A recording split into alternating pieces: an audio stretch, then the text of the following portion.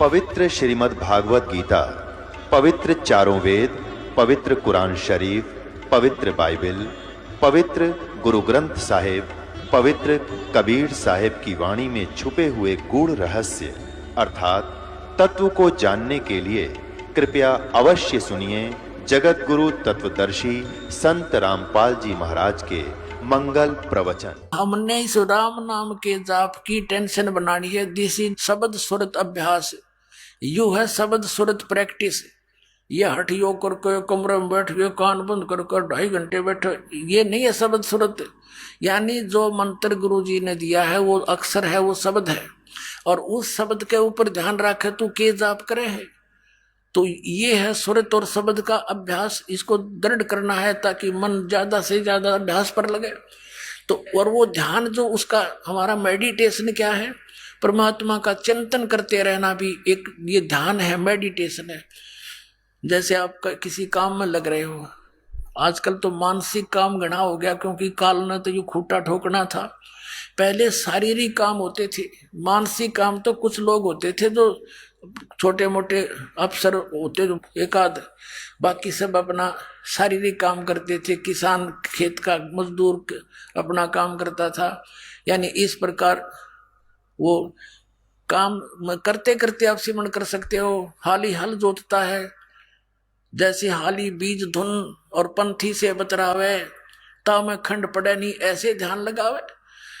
तो इस प्रकार हमारा मेडिटेशन जो है ये सहज समाधि बोलते हैं इसको। सहज समाधि, चलते फिरते उठते फिर चलते मालिक को भूल ना पड़े, उसमें ध्यान लगा रहे, ये हमारा सिंपल मेडिटेशन संत मते का है। तो ये ध्यान यज्ञ, यानी घर जाते हो वहां भी मालिक की याद, वापस आने के लिए कई दिन पहले आप चेष्टा करते हो, अपने काम को सेटिंग करते हो, वो भी भगवान के चरणों में ध्यान है, और किसी को समझाने चलते हो तो मालिक में ध्यान। तो ये हमारा मेडिटेशन। तो यहाँ आने वाले को रह रहकर भगवान की याद दिलाई जाती है। आप सत्संग भी सुनते हो, रह रहकर भगवान के गुणों का आपको ध्यान भी आ रहा है। एक यज्ञ धर्म की, दूसरी यज्ञ ध्यान, और तीसरी यज्ञ हवन की। यहाँ पर हवन यज्ञ चलता है। जितने भी पाठ होते हैं वो, और साथ में अन्य कुछ ज्योति जलाई जाती है, उतनी ही ज्योतियाँ। यहाँ पर लगभग 5-6 क्विंटल, कई बार कम भी हो जाते हैं, ज़्यादा भी हो जाते हैं, इतना क्विंटल गाय और भैंस के देसी घी का हवन होता है 15वें दिन। तो ये हवन जो है लकड़ी से करने की अपेक्षा वेदों में भी स्पष्ट किया है कि ज्योति यज्ञ लिखा वेदों में। ये लकड़ गेर के बठवाड़ के हवन करना वेदों में नहीं लिखा। इन्होंने वेदों की आड़ में सारी उल्टी पढ़ाई पढ़ा रखी अपने को। वेदों में ज्योति यज्ञ बताया। ज्योति यज्ञ क्या होता है, एक जोत लगाओ रुई की, 100 ग्राम रुई से आप जोत बना के 5 क्विंटल 6 क्विंटल हवन कर सकते हो घी। हम यहाँ करते हैं। और 5-6 क्विंटल हवन को उन दूसरे तरीके से करें तो कम से कम भी 20 किलो लकड़ी तो जरूर फूकनी पड़ेगी। 40 किलो वैसे फूकनी पड़ जा, तो उस 40 किलो लकड़ी ने फिर प्रदूषण फैलाया। और 100 ग्राम रुई का प्रदूषण, 140 किलो लकड़ी का प्रदूषण 100 गुना ज्यादा हो गया। तो जो परमात्मा ने विधि बताई, इन नकलियों ने उसके विपरीत हमें समझा दिया, सारा उल्टा दृढ़ कर दिया। तो हम ऐसा जोत करते हैं। और पहले हमारे पूर्वज, पहले आपने देखा होगा घर घर में जोत जला करती। अब ये अमर जोत जलानी है खड़ी। पहले हम ऐसी जलाते थे, वो देवताओं की होती थी। तो जैसा भी था हवन तो करते थे, उससे लाभ तो होता ही था जो हवन यज्ञ का है। इन नकली पंथों ने, काल के दूतों ने, राधा स्वामी पंथ, दंदन सदगुरु पंथ, जय गुरुदेव पंथ, निरंकारी पंथ, और ये ब्रह्मा कुमारी पंथ, ये सारे बाल योगेश्वर, ये तेरे सारे सतपाल वाले पंथ, इन्होंने ये थोड़ा बहुत ये हवन का होता था लाभ, वो भी बंद करवा दिया इन्होंने ना। जोत नहीं लानी, अंदर जोत जलावाएंगे। अंदर जोत जला ली, उसे शिवदयाल ने बुकी में बैठा है वो भूत बन के, वो जला दी जोत। अब थोड़ा बहुत लाभ होता था वो भी बंद करवा दिया। अब कति नास्तिक बना दिए, भक्तिहीन बना दिए भगवान का नाम लेकर। तो ये काल के दूत थे, ये उसी का रोल कर रहे थे, महात्मा बुद्ध जैसा। और कुछ दिनों के बाद पुण्यात्मा जब दया ना करते, परमात्मा सारा विश्व नास्तिक हो जाता, भगवान का अस्तित्व खत्म हो जाता। अब पूरे विश्व आस्तिक होगा भगवान के वो देखोगे आप चमत्कार, इनके आंखें फटी रह जाएंगी वैज्ञानिकों की कि भगवान क्या कर सकता है। ये खक भी नहीं इनके पल्ले, और इन्होंने कोसों दूर कर दिया जीव को भगवान से, गॉड गिवन मटेरियल से, उसके ऊपर अनुसंधान करके हैं और डिस्कवरी करके ये बन गए नो के भगवान है ही नहीं। तो ये अज्ञानता के कारण ही हम दूर होते जा रहे थे। तो अब आपने जो दास बताना चाह रहा था, और फिर पांचवी यज्ञ है ध्यान की, एक यज्ञ है धर्म की, दूसरी यज्ञ है ध्यान, तीसरी यज्ञ हवन की, चौथी यज्ञ प्रणाम। संत मते में दंडवत प्रणाम है, राधा स्वामी में राधा स्वामी ऊपर न उठ की तरह मुंह करके, धन धन सतगुरु तेरा ही आसरा। अरे नमन होना चाहिए, दंडवत प्रणाम होनी चाहिए। और ये नमस्ते चाली, नमस्ते नो करा करे, नमस्ते नो बरन थप्पड़ दिखावे है कि नमस्ते करे। नमस्ते का अर्थ ये होता है, नमस्ते ये महर्षि दानद ने चलाई, नमस्ते नमस्ते करें, यो नमस्ते हुआ, नमस्ते नहीं हुआ करें, मैं तुझे नमन करता हूँ। और दंडवत प्रणाम होती है संतों की, इससे अहंकार नाश होता है। अहंकार के नाश हुए बिना भगवान नहीं मिल सकता। अहंकार का और भगवान का एक्सीडेंट है, ये कभी इकट्ठे नहीं रह सकते। जैसे रावण ने अभिमान किया, भक्ति भी करी, खख नहीं मिला उसको। विभीषण ने सत भक्ति की क्योंकि परमात्मा मुनिंदर नाम से आए थे, और विभीषण को वो राज्य भी प्राप्त हुआ। आधीन व्यक्ति को परमात्मा कहे, आधीन को मैं सब कुछ दे दूंगा, मोक्ष भी दूंगा, लेकिन हमने यहाँ की वस्तु तो चाहिए नहीं, हमें तो पीछा छुटवाना है। और चौथी यज्ञ प्रणाम, दंडवत प्रणाम करने से हमारा अहम खत्म होता है। हम जीव हैं और हम अज्ञान के कारण अंडी पाए कि गए हैं, अभिमान करते हैं, और थोड़ी सी ऊंच पोस्ट हो जा हमारी 100 पर सुई आ जाती है, इतना अभिमानी हो जाते हैं। थोड़ा सा धन हो जाए दूसरे को कुछ नहीं समझते, हम अपनी जीव संज्ञा को भूल जाते हैं। सत्संग से हमने अपनी औकात का ज्ञान होता है, हम जीव हैं। 1 मिनट में अधरंग मार दिया आदमी को, मुंह में कमाखी बढ़े और लकड़े न्यू पड़ा रहे मुंह करें, अब कहाँ गया हुआ अभिमान। तो हमने सबसे पहले अपनी इस मिट्टी को मिट्टी समझना है और दंडवत करनी है, ताकि भगवान निकटावे हमारे। और पांचवी यज्ञ है ज्ञान की, ये अध्यात्म ज्ञान है, आध्यात्मिक तत्व ज्ञान है। इसकी जानकारी से आपको पता चलता है कौन सी साधना करनी चाहिए, कौन सी ना करनी चाहिए। अब जैसे अध्यात्म ज्ञान से हमें ज्ञान होगा, जैसे गीता जी अध्याय नंबर 4 के श्लोक नंबर 34 में और 32 में कहा है कि वो तत्व ज्ञान के अंदर पूरी विस्तार के साथ अनुष्ठानों की जानकारी है जो परमात्मा ने स्वयं आकर बताई है। और फिर 33वें श्लोक में चौथे अध्याय के में कहा है कि इस द्रव्य में यज्ञ से ज्ञान यज्ञ श्रेष्ठ है अर्जुन। और फिर आगे कहा कि चौथे अध्याय के 34वें श्लोक में कि उस तत्व ज्ञान को तू तत्वदर्शी संतों के पास जाकर समझ, उनको दंडोत प्रणाम करने से, कपट छोड़कर विनम्रता से प्रार्थना करने से वो तत्वदर्शी संत तुझे परमात्म तत्व की जानकारी देंगे। तो चौथे अध्याय के 33वें श्लोक में कहा कि ज्ञान यज्ञ उस द्रव्य में यज्ञ से श्रेष्ठ है। अब द्रव्य में कौन सी यज्ञ है? जो धन से होती है।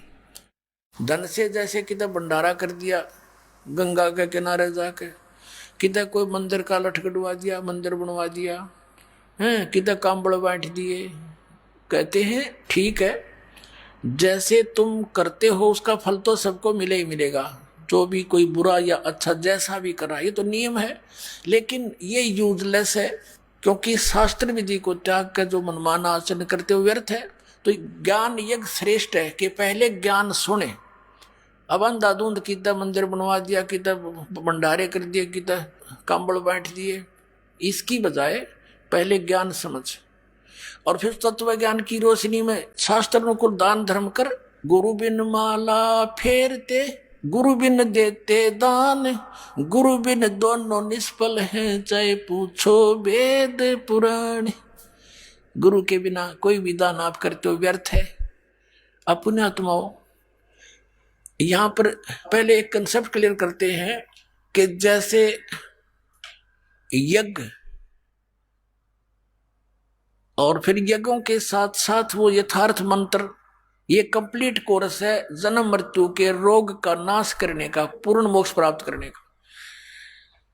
अब जैसे ये सही मंत्र मिले नहीं, 3 मंत्र का जाप जो 17वें अध्याय के 23वें श्लोक में गीता जी में कहा, ये बिल्कुल निष्कृष है।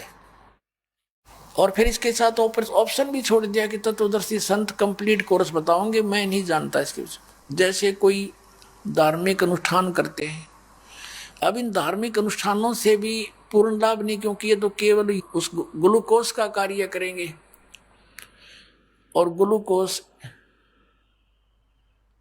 रोग नाश नहीं करता, वो केवल सपोर्ट देता है उस रोग नाश में, शरीर को पानी की पूर्ति करता है, यानी बहुत सहारा देता है। उसके साथ साथ फिर अन्य टैबलेट होते हैं रोग विशेष की, उनसे टैबलेटों से फिर नाश होगा। तो जैसे ये 500 यज्ञ तो समझो ग्लूकोज है, और ये यथार्थ मंत्र जो आपको दिए जाते हैं सभी, ये आपके कोई कैप्सूल है, कोई पीने की दवाई समझ लो, कोई टैबलेट है, इंजेक्शन है, ये सारा कंप्लीट कोर्स है। इससे आपका जन्म मृत्यु का रोग नाश होगा। अब पुण्यात्माओं, जो प्रसंग चल रहा है कि जो साधना ये अन्य पंथ बताते हैं, अन्य संत बताते रहे हैं, उनसे जीव को कोई लाभ नहीं हुआ, जिस कारण से वो अब नास्तिक होने जा रहे थे।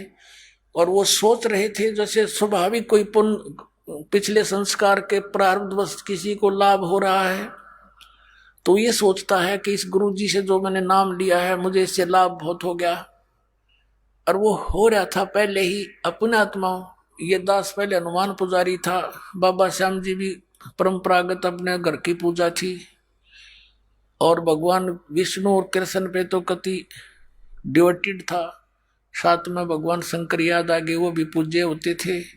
तो ये साधनाएं हम कर रहे थे, अपने मनमुखी पूजाएं, कोई जय हो हनुमान की, जय हो बजरंगबली की, 7 बार हनुमान चालीसा, मंगलवार का व्रत, ये हमारी पूजाएं थी।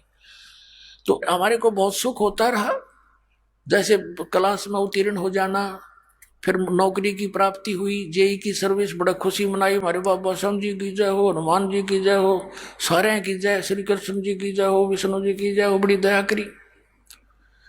फिर पुत्र प्राप्ति हुई, पुत्री प्राप्त हुई, संतान हुई, तो बड़ी खुशी मनाई, भगवान ने बड़ी दया करी, ठीक ठाक बच्चे हो गए, फिर नौकरी मिल गई। तो हम ये सोचा करते इन भगवानों ने जो हम पूजा करते हैं इन्होंने दे दी, अब पता चला ये तो दे ही नहीं सकते कुछ भी, और ना ये पूजा थी जिससे हमें कुछ लाभ हो।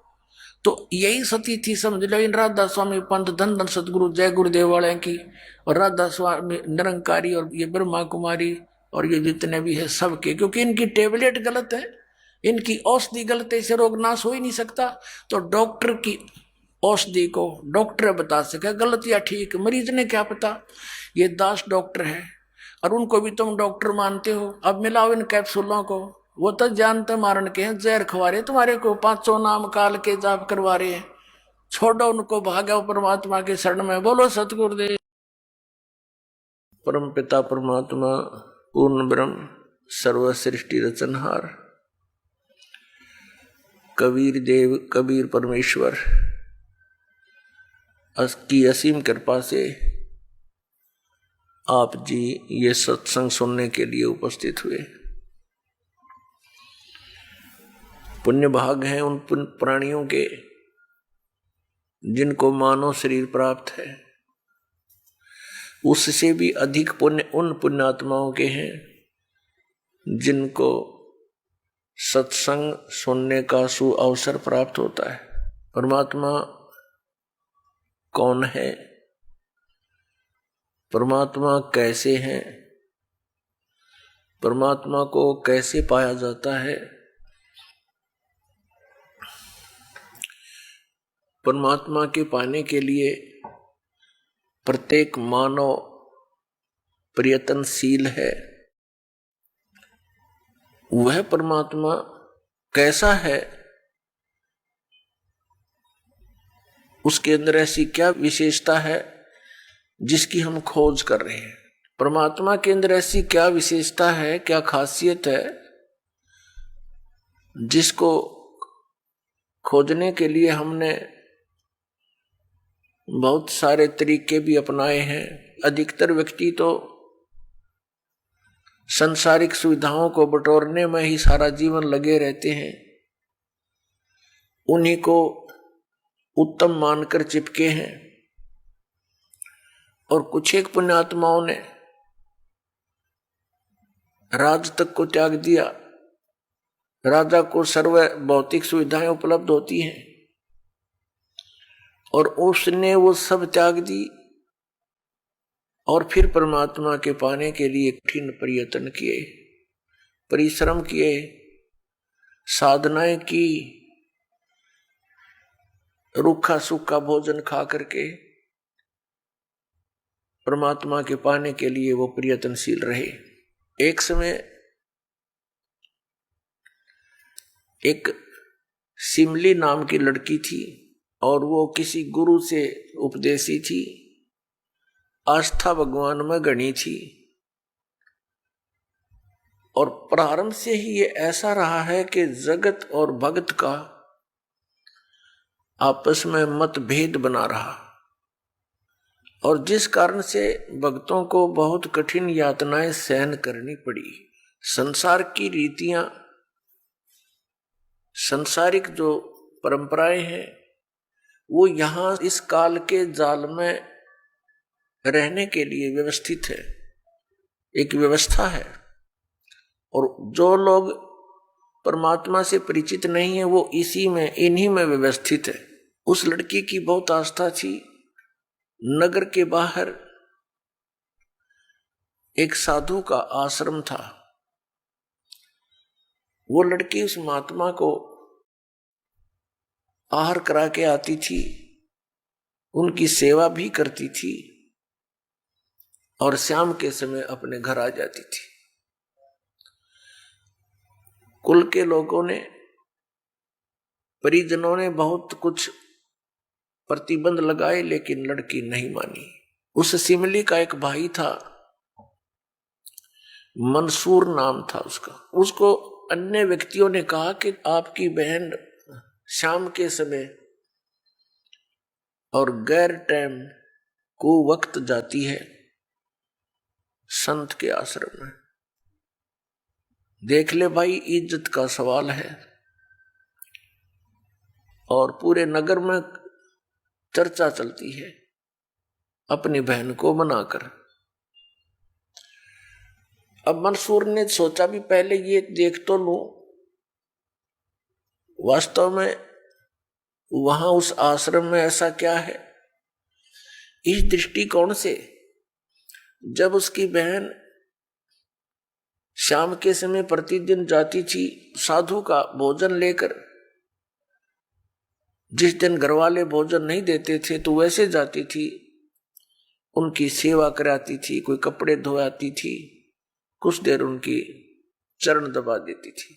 अब मंसूर ने, भाई ने सोचा कि सीधा संत से बोलना अच्छा नहीं होता। साधु संत बड़े सहनशील होते हैं और सिद्धि युक्त होते हैं, अपराध के विषय में कुछ उठपटांग कहना हानिकारक हो सकता है। उसने क्या किया कि आश्रम के बाहर खड़ा हो गया और जैसी भी कच्ची पक्की कोई द्वार थी उसके अंदर कोई सुराख था। उस सुराख से वो देखने लगा, छोटा सा आश्रम था, को 100 गज का होगा, गणित 150 गज का, और उसमें एक झोंपड़ी डली हुई थी। संत जी बाहर बैठे थे, गर्मियों के दिन थे, चंद्रमा की रोशनी थी। तो उसने देखा कि लड़की ने जाके भोजन कराया महात्मा को, फिर बर्तन साफ किए, 1-2 कपड़ा धोआ, फिर महाराज जी के चरणों को दबाने लगी, सेवा करने लगी।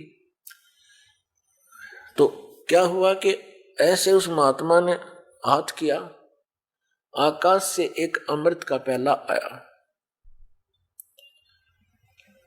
संत ने पिया, आधा उस बेटी को दिया। संत ने कहा कि बेटी, इसमें से थोड़ा सा एक नालायक व्यक्ति खड़ा है, उसके भी मार दे एक छींट। इस सुराख के अंदर से जा और उसके भी लगा दे, थोड़ी सी कल्याण हो जा। एक नालायक व्यक्ति खड़ा है। अब उसने जाकर के, लड़की ने आदेश पालन करना था, उस सुराख में ऐसे कर दिया। उसने देखा कौन है कैसे है, तो उसके भी जीभ पर वो थोड़ा सा अमृत की छींट लगी। एकदम उसके हृदय में एक विशेष प्रेरणा हुई कि मैं बहुत पापी हूं, मैं नीच हूं, और ऐसे पाक साफ महापुरुष के विषय में मेरे मन में दोष आया। रोता हुआ आश्रम के अंदर प्रवेश हुआ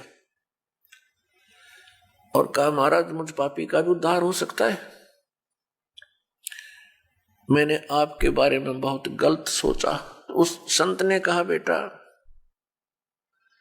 जब तक बोध नहीं होता, ज्ञान नहीं होता, तब तक प्राणी के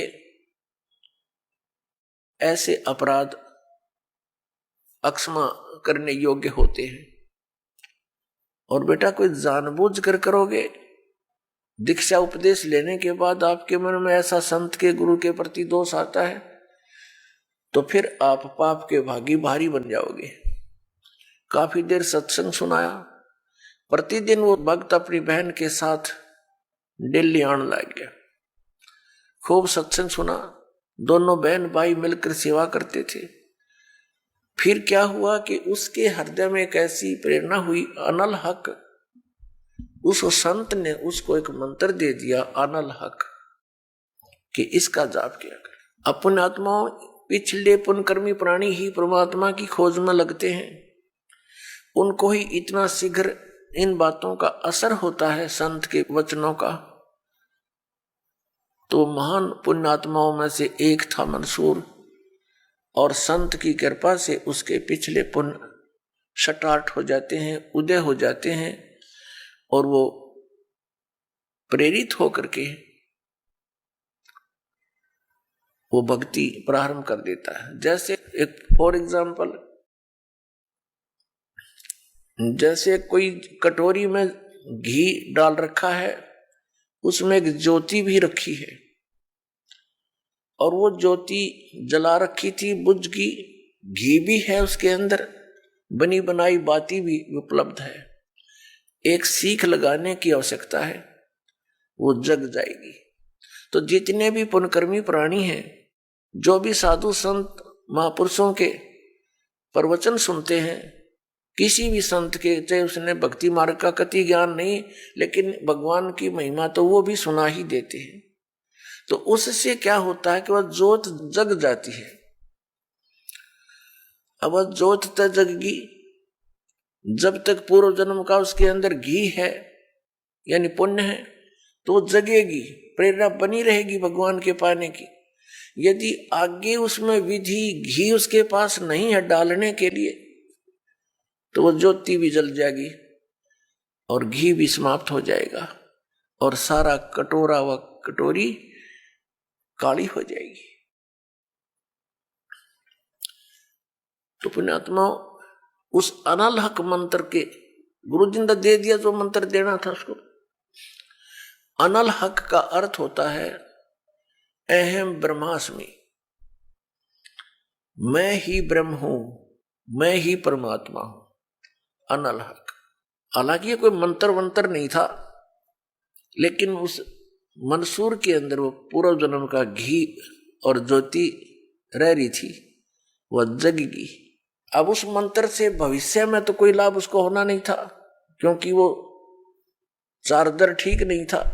पूर्व जन्म की बैटरी से उसमें इतना प्रभाव था, इतने पुण्यों से, कि उसने अनल हक कहना शुरू कर दिया कि मैं ही परमात्मा हूं।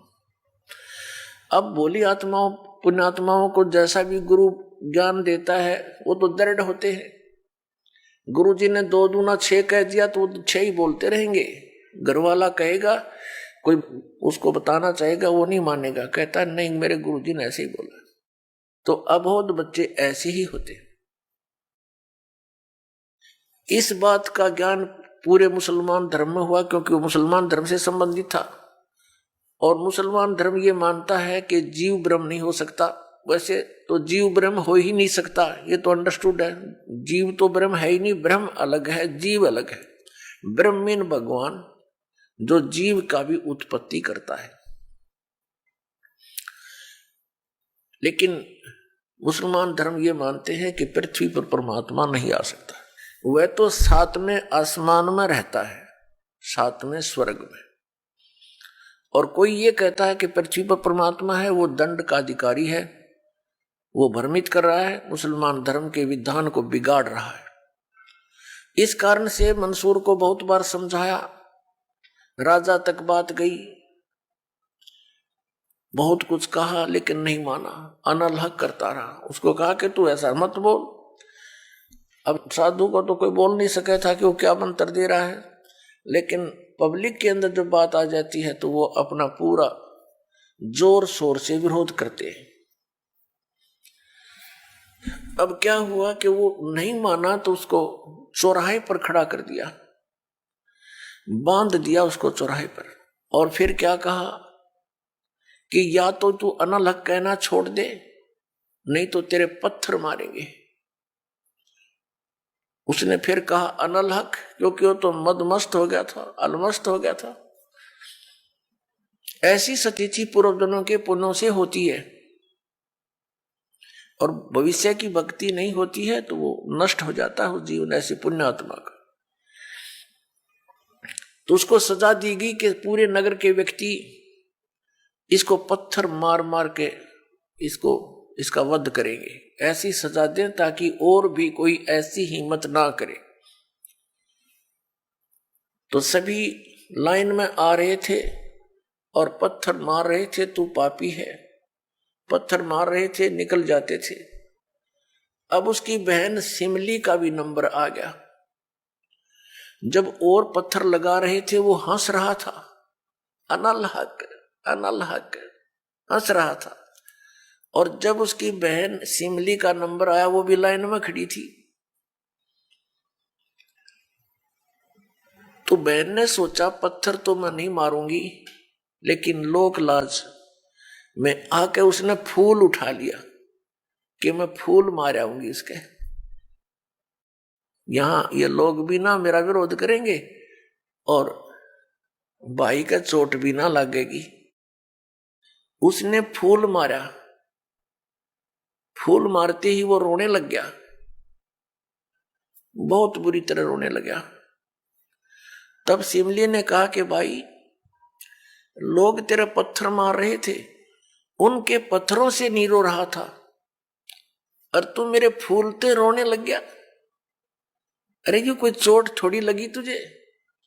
उसने कहा सिमली, ये तो अनजान थे, इनका मुझे दुख नहीं था। तू तो परिचित थी मैं किसके ऊपर फिदा हो रहा हूं, और तेरा हाथ कैसे हो गया नालायक मेरी तरफ?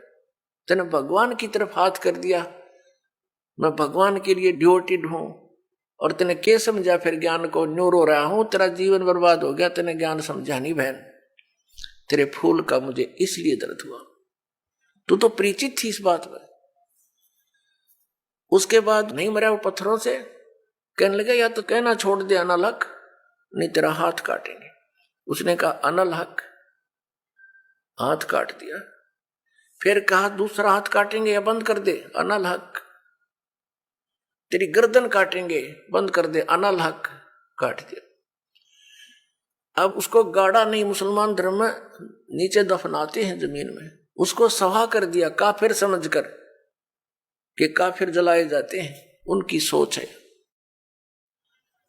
और उस राख को जल में फेंक दिया कि इसका नामो निशान मिट जा, दरिया में। कहते हैं वो राख भी, ऐस भी, वो बबूत भी अनलहक अनलहक अनलहक करती जा रही है। और 1000 मंसूर बनकर गलियों में घूम रहे हैं। सबने दरवाजे बंद कर लिए, टट्टी पेशाब निकल गया, लोगों का घबरा गए, ये क्या हो गया, भगवान का भगत था, ऐसा हो कर दिया इसके साथ। तो पुण्यात्माओं, अब ये ज्ञान है, तत्व ज्ञान है, इसको बहुत गहराई से समझना है, इससे कई कंसेप्ट क्लियर होंगे। अब प्रसंग तो चला है कि जिस परमात्मा के पाने के लिए और जिस लोक में जाने के लिए महापुरुषों ने ऐसी कुर्बानियां दी, तो कैसा है वो भगवान, कैसा होगा वो देश, ये अंडरस्टूड है। दूसरी बात ये है इसके अंदर कि कोई ये सोचे कि अनल हक मंत्र से उसमें या शक्ति आ गई थी, नहीं। उस अनल हक मंत्र के जाप करने वाला पूरा गांव था, नगर था, आसपास के और भी बहुत लोग थे जो वैसे उपदेशी थे, आसपास के बहुत से उनके शिष्य थे, लेकिन वो गुप्त रखते थे, सामने किसी को बताते नहीं थे, लोक लाज के कारण। तो कहने का भाव ये है कि उस एक मंसूर के अंदर ये क्यों काम कर गया और सिमली में नहीं कराया उसने। ये पिछले ही पुण्य से होते हैं पूर्ण हंस मुराद, ये पूर्व जन्म के संस्कार थे, उस मंत्र का इसमें कोई योगदान नहीं था। अब प्रसंग जो चल रहा है उसी पर हम थोड़ा सा डिस्कस करते हैं कि जिस परमात्मा के लिए इतनी कुछ कुर्बानियां संत महात्माओं ने की, तो वो कैसा है भगवान, ये तो अंडरस्टूड है कि वो कितना सुखदाई होगा, और वहां जाने के बाद प्राणी को कैसा सुख होगा। उसके लिए हम फिर कौन सी विधि अपनावें, कौन से ग्रंथ को सत्य माने, किस गुरु की बात पर विश्वास करें। कोई कुछ विधि बताता है, कोई कुछ विधि बताता है, और सभी कहते हैं तुम्हारा कल्याण होगा, तुम्हें मोक्ष प्राप्ति होगी। तो उसके लिए हमने ये जानने के लिए कि कौन सा मंत्र, कौन सी विधि है, वे ऑफ वर्शिप, जो यथार्थ है।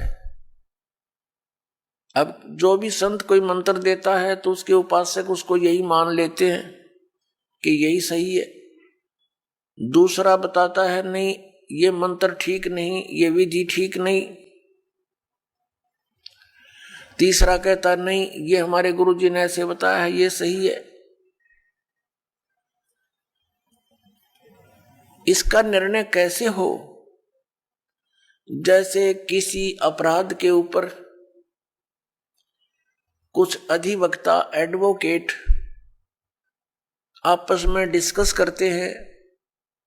एक कहता है इस अपराध के ऊपर ये धारा लगेगी, दूसरा कहता नहीं इसकी ये धारा बनती है, इसका ऑफेंस इस धारा के अंतर्गत है, तीसरा कहता नहीं इसके ऊपर ये अन्य धारा लगेगी। तो उन तीनों का फैसला कहां होगा कि कौन सी धारा के अंतर्गत ये ऑफेंस है? वो संविधान के अंदर देखा जाएगा, और संविधान के अंदर जो लिखा है वो फाइनल है, वो धारा उसी के अंतर्गत वो ऑफेंस है, तो उसके ऊपर वही धारा होगी, वो इसी के आधार पर उस पर कार्रवाई कोर्ट में होगी, वो सही है।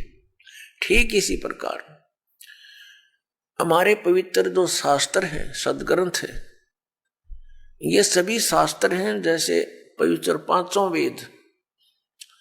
चार वेद तो ये वेल नोन है, ऋग्वेद, सामवेद, यजुर्वेद, अथर्ववेद। एक पांचवा वेद है, वो स्वयं परमेश्वर के द्वारा अपने मुख कमल से बोला जाता है। प्रत्येक युग में परमात्मा अपने उस तीसरे मुक्ति धाम से यानी सतलोक से चलकर आते हैं और अपने मुख कमल से उस यथार्थ ज्ञान पांचवें वेद को बोलते हैं।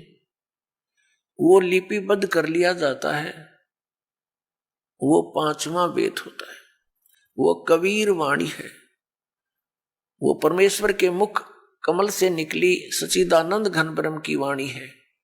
गीता जी अध्याय नंबर 4 के श्लोक नंबर 32 में गीता ज्ञानदाता कहता है कि अर्जुन, जो विधि साधनाएं आपने गीता अध्याय नंबर 25 के श्लोक 31 तक सुनी, कोई कैसी साधना करता है, कोई हठ योग करता है, कोई स्वाध्याय ही करता रहता है, कोई अन्य देवताओं की पूजा करता है, कोई कठिन घोर तप करता है, कोई अहिंसावादी है जैसे मुख पर पट्टी बांध कर नंगे पैरों घूमना, कोई केवल योग अभ्यास हठ योग करके समाधिस्थ होने की चेष्टा करता है, कोई प्राण अपान की क्रियाएं करता रहता है, कोई श्वासों को बाहर निकलते अंदर जाते देखता रहता है।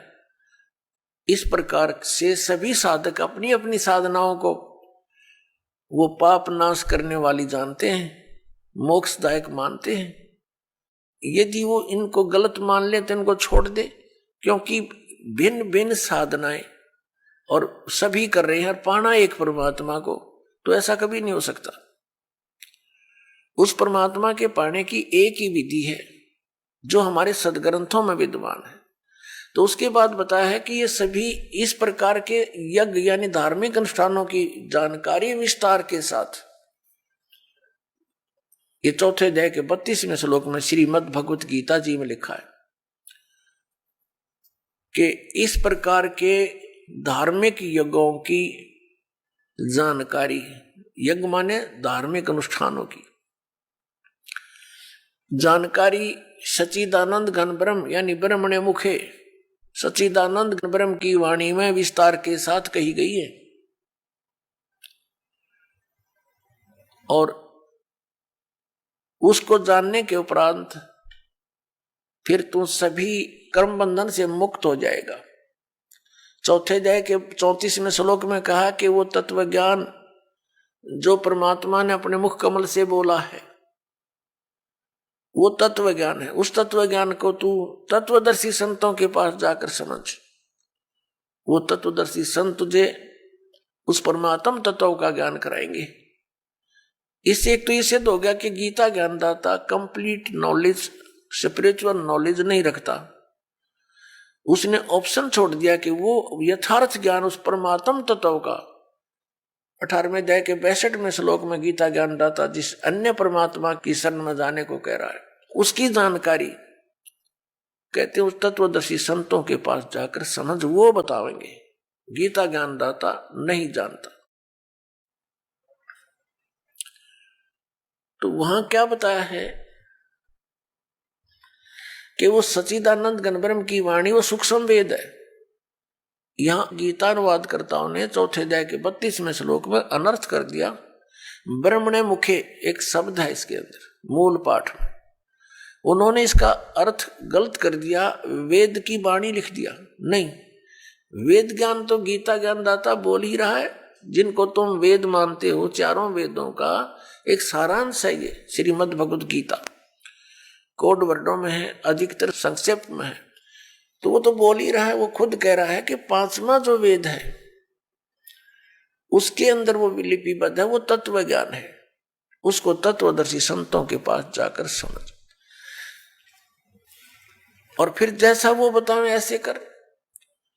तो पुण्यात्मा, हमारे सदग्रंथ कौन से हैं जो परमात्मा का विधान है और जिन पर हम विश्वास करेंगे और करना चाहिए?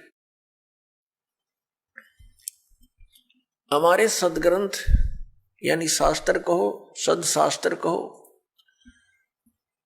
ये कौन कौन से हैं?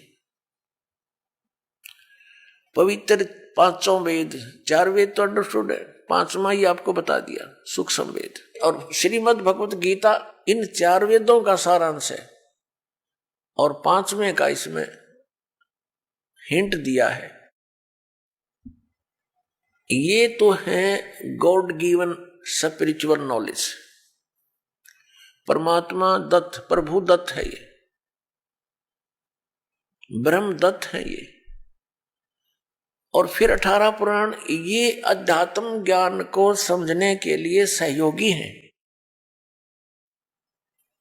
और इनके अंदर जो वे ऑफ वर्शिप लिखी है, यदि वो वेदों से मिलती है, श्रीमद् भगवत गीता से मिलती है, तो वो तो सही है, उतना तो वेदों और गीता वाला ही ज्ञान है। बाकी उस वेद, उस पुराण के वक्ता के घर का है, उसका अपना अनुभव है। अब उसका अनुभव वेदों और गीता से नहीं मिलता तो हमें मान्य नहीं है, हमें स्वीकार्य नहीं है। क्योंकि पुराण कौन है, पुराण क्या है? ये श्री ब्रह्मा जी ने बोला ज्ञान है। ये 4 वेद, ऋग्वेद, सामवेद, यजुर्वेद, अथर्ववेद, ये 4 वेद ब्रह्म ने अपने पुत्र रजगुण ब्रह्मा जी को दिए थे। और ये 5 वेद, ये सूक्ष्म वेद सहित ये 5 वेद पूर्ण परमात्मा ने, सत्य पुरुष ने, परम अक्षर ब्रह्म ने इस ब्रह्म के अंदर, ज्योति निरंजन के अंदर फीड कर दिए थे। और उसमें टाइम फिक्स कर दिया था कि इतने समय के उपरांत ये सब तय इसकी श्वासों से बाहर आएंगे। जैसे कोई मादा है, गाय भैंस है, वो नए दूध होती है, गर्भ धारण करती है, समय आने पर बच्चा ऑटोमेटिकली बाहर आ जाता है। तो ऐसी स्थिति परमात्मा ने, पूर्ण ब्रह्म ने हमारे लिए की थी कि ये बच्चे भगवान को भूल ना जावें, परमात्मा की भक्ति करेंगे इन वेदों अनुसार तो इनको बहुत लाभ होगा, इन पर आपत्तियां नहीं आएंगी, कष्ट नहीं आएंगे। ये गलती से काल के साथ चले गए हैं। वो 5 वेद जब इसके श्वासों के द्वारा, ब्रह्म के श्वासों के द्वारा निकले, तो इसने उनमें देखा कैसा ज्ञान है भगवान ने दिया है। तो उसने वेदों को पढ़ा, तो 5वां वेद था, उसमें सारांश था, 4 वेदों का निष्कर्ष था और पूर्ण परमात्मा की जानकारी और उसकी वे ऑफ वर्शिप, पूजा की विधि भी लिखी थी। वो घबरा गया कि इन प्राणियों को जो मेरे अंतर्गत आगे हैं, इनको यदि पूर्ण परमात्मा का और वहां के सुख का ज्ञान हो गया तो ये सब भाग जाएंगी ऐसी साधना करके। इसलिए इसने उस 5वें वेद को नष्ट कर दिया। 4 वेद दे दिए जिनमें गोलमोल ज्ञान है। गोलमोल का अर्थ क्या है, भावार्थ क्या है कि इसमें महिमा तो है परम अक्षर ब्रह्म की और केवल पूजा की विधि है ब्रह्म तक की। जैसे यजुर्वेद अध्याय नंबर 40 के मंत्र नंबर 15 में लिखा है कि ओम करतु समर किलबे समर करतुम समर। ओम नाम का जाप काम करते करते सिमरण करो, विशेष कसक के साथ सिमरण करो, श्रद्धा के साथ, पूरी आस्था के साथ, और मनुष्य जीवन का मूल कार्य जानकर ओम नाम का स्मरण करो। ये ओम नाम ब्रह्म का और महिमा इसमें बता रखी है। परम अक्षर ब्रह्म है जिसकी पूजा से पूर्ण मोक्ष होता है, उसके ऐसे चिन्ह हैं, वो ऐसी लीला करता है। अपने आत्माओं दास के सत्संग में मुख्य तौर पर 3 ब्रह्म होते हैं, 3 ब्रह्म यानी 3 प्रभु, 3 पुरुष। एक सरब्रह्म, एक अक्षर ब्रह्म, एक परम अक्षर ब्रह्म। दूसरे शब्दों में एक सरपुरुष, एक अक्षर पुरुष और एक परम अक्षर पुरुष। तीसरे शब्दों में ईश्वर, परमेश्वर।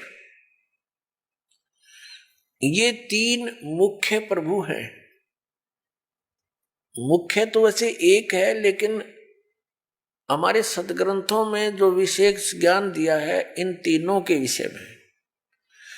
और इसके पश्चात 3 प्रभु और माने हैं, रजगुण श्री ब्रह्मा जी, सतगुण श्री विष्णु जी और तमगुण श्री शंकर जी। और आदि शक्ति प्रकृति देवी ये दुर्गा है। इनके बाद फिर बहुत से देवता हैं जो भगवान की भक्ति करके ही कुछ उन्होंने अपने टायर में हवा भर ली, यानी परमात्मा की कुछ भक्ति संग्रहित करके, और वो कुछ सिद्धि युक्त हो करके अन्य प्राणियों से श्रेष्ठ बने दिखाई देते हैं, वो भी देवता है। 15वें अध्याय के प्रथम मंत्र में ये मूल पाठ है। उसका अर्थ ये है कि ऊपर को जड़, वो तो पूर्ण परमात्मा समझो, संसार रूपी एक वृक्ष समझो, पीपल का वृक्ष, जिसकी ऊपर को जड़ हो और नीचे को तीनों गुण रूपी शाखा हो, नीचे को शाखा हो। और जो संत इसके सभी छंद, सभी विभागों को अलग अलग भिन्न भिन्न बता देगा, सवेदवित, ये देखिएगा, ये पूरा संसार रूपी वृक्ष समझो। ऊर्ध्व मूलम अध शाखम, गीता ज्ञान दाता ने केवल इतना संकेत दिया है, ऊर्ध्व मूलम अध शाखम, अश्वत्थम प्राहु अव्यम। अश्वत्थम माने ये पीपल का वृक्ष जानो, एक संसार रूपी वृक्ष जिसकी ऊपर को जड़ है और नीचे को तीनों, नीचे को शाखा है। और छंदासी यस्य पर्णानि, जिसके सभी विभाग पत्ते आदि को यह तम वेद, जो जानता है उस अज्ञान अंधकार में छुपे हुए को। स वेदवित, वो तत्वदर्शी संत है, वह वेद के तात्पर्य को जानने वाला। तत्वदर्शी संत की पहचान भी बताई है। अब देखो तो पुण्यात्माओं, जैसा कि आपको बहुत बार बताया है, समझाया है, दिखाया भी है कि ऋग्वेद मंडल नंबर 9 सूक्त नंबर 86 86, मंत्र नंबर 26 और 27 में, ऋग्वेद मंडल नंबर 9 सूक्त 82 मंत्र 1 2 3 में, ऋग्वेद मंडल नंबर 9 सूक्त 54 यानी 54 के मंत्र नंबर 3 में, ऋग्वेद मंडल नंबर 9 सूक्त 20 मंत्र 1 में, ऋग्वेद मंडल नंबर 9 सूक्त 94 यानी 94 के मंत्र 1 में, ऋग्वेद मंडल नंबर 9 सूक्त 95 के 95 के मंत्र 2 में, ऋग्वेद मंडल नंबर 9 सूक्त 96 यानी 96 के मंत्र 16 से लेकर 20 तक। ये कंसेप्ट ये स्पष्ट किया हुआ है कि वो परमात्मा जो पूर्ण ब्रह्म है, सारी ब्रह्मांडों का रचनहार, वो ऊपर की लोकों में रहता है। भुवनो ऊपरी तिष्ठति, सब लोकों के ऊपर बैठा है और वहां से गति करके आता है, अच्छी आत्माओं को मिलता है और उनको ज्ञान से उपदेश देने के उद्देश्य से आता है, और अपने अध्यात्म ज्ञान को, कंप्लीट स्पिरिचुअल नॉलेज को वो स्वयं ही बताता है। और वो एक कवियों की तरह आचरण करता है, लोकोक्तियों के माध्यम से, कविताओं के माध्यम से, कविताओं से वो ज्ञान प्रचार करता है, यानी पद्य भाग में। और जिस कारण से वो एक प्रसिद्ध कवियों में से भी एक प्रसिद्ध कवि की भी पदवी प्राप्त करता है, लेकिन वो स्वयं खुदा होता है, खुद अल्लाह होता है, खुद भगवान होता है। वो सारी सृष्टि का रचनहार होता है, अपने द्वारा रची हुई सृष्टि को ठीक ठीक वो स्वयं ही आकर बताता है। तो उस परमात्मा ने आकर फिर कंप्लीट स्पिरिचुअल नॉलेज दिया है, वो सूक्ष्म वेद कहलाता है, जिसको इस काल ने छुपा दिया था। उसमें भगवान ने स्वयं बताया है कि कबीर अक्षर पुरुष एक पेड़ है और सरपुरुष वा की डार, ज्योति निरंजन कहो, काल कहो, सरपुरुष कहो, ब्रह्म कहो, सर ब्रह्म कहो, सरपुरुष वा की डार और तीनों देवा शाखा हैं, ये पात रूप संसार। उस परमेश्वर ने ये अध्यात्म ज्ञान, ये तत्व ज्ञान स्वयं आया बताया, और वो एक तत्वदर्शी संत की भूमिका भी करते हैं, एक अच्छे दास की भूमिका भी करके हमें दिखा के जाते हैं। भाई यहाँ के इस झूठे यश की, इस झूठी महिमा के लालच में अपना जीवन नाश मत करना, लोक लाज से बचकर रहना। जैसे कोई कितना ही अच्छा राजनेता हुआ है या कोई अच्छा कोई राजा हुआ है, उसने अच्छे नेक काम किए, क्योंकि अच्छे आदमी का स्वभाव अच्छा ही होता है, वो पूर्व जन्म के संस्कार होते हैं, पूर्व जन्म के संस्कारों से वो राजा बनता है या कोई अच्छा राजनेता बनता है, धर्म नेता बन जाता है। और आगे सत भक्ति ना करने से वो स्वयं तो कौवा बन गया और पीछे से उसके द्वारा किए गए विकास के कार्यों के कारण उसकी एक स्टैच्यू बना दी, मूर्ति बना दी। एक वर्ष में एक दिन उसका पानी पात मार के धो धा के धूप धाप दे के माला डाला वो उसकी पार्टी वाले, और वो कौवा बन के उसी के ऊपर बैठ के माथे में बीट करने लग रहा हो ने। तो ये बताया है मन तू सुखे सागर बसरे और ना ऐसा यसरे, उस सतलोक में चल भाई, इससे बढ़िया तेरा और कोई यश नहीं, कोई महिमा नहीं। यहाँ की फोकट महिमा है। आज राजा है कल गधा बन जाएगा, बता के महिमा हुई यहाँ की। तो इस लोक लाज से हटकर साधु संत अपने परमात्मा के ज्ञान के आधार से अपना जीवन निर्वाह किया करते हैं, अपनी मर्यादा में चलते हैं और अपनी भक्ति को बचा कर रखते हैं। तो उस परमात्मा ने स्वयं एक अच्छे दास की भूमिका, अच्छे नागरिक की भूमिका, अपना काम करके खाना, कर्तव्य नेक काम करना, साथ में भगवान की भक्ति भी करके दिखाई। और भगवान तो वो थे ही थे, सारे ब्रह्मांड चला रहे थे बनारस में बैठकर। तो उन्होंने बताया है कि अक्षर पुरुष एक पेड़ है, सरपुरुष वाकी डार और तीनों देवा शाखा है, ये पांच रूप संसार।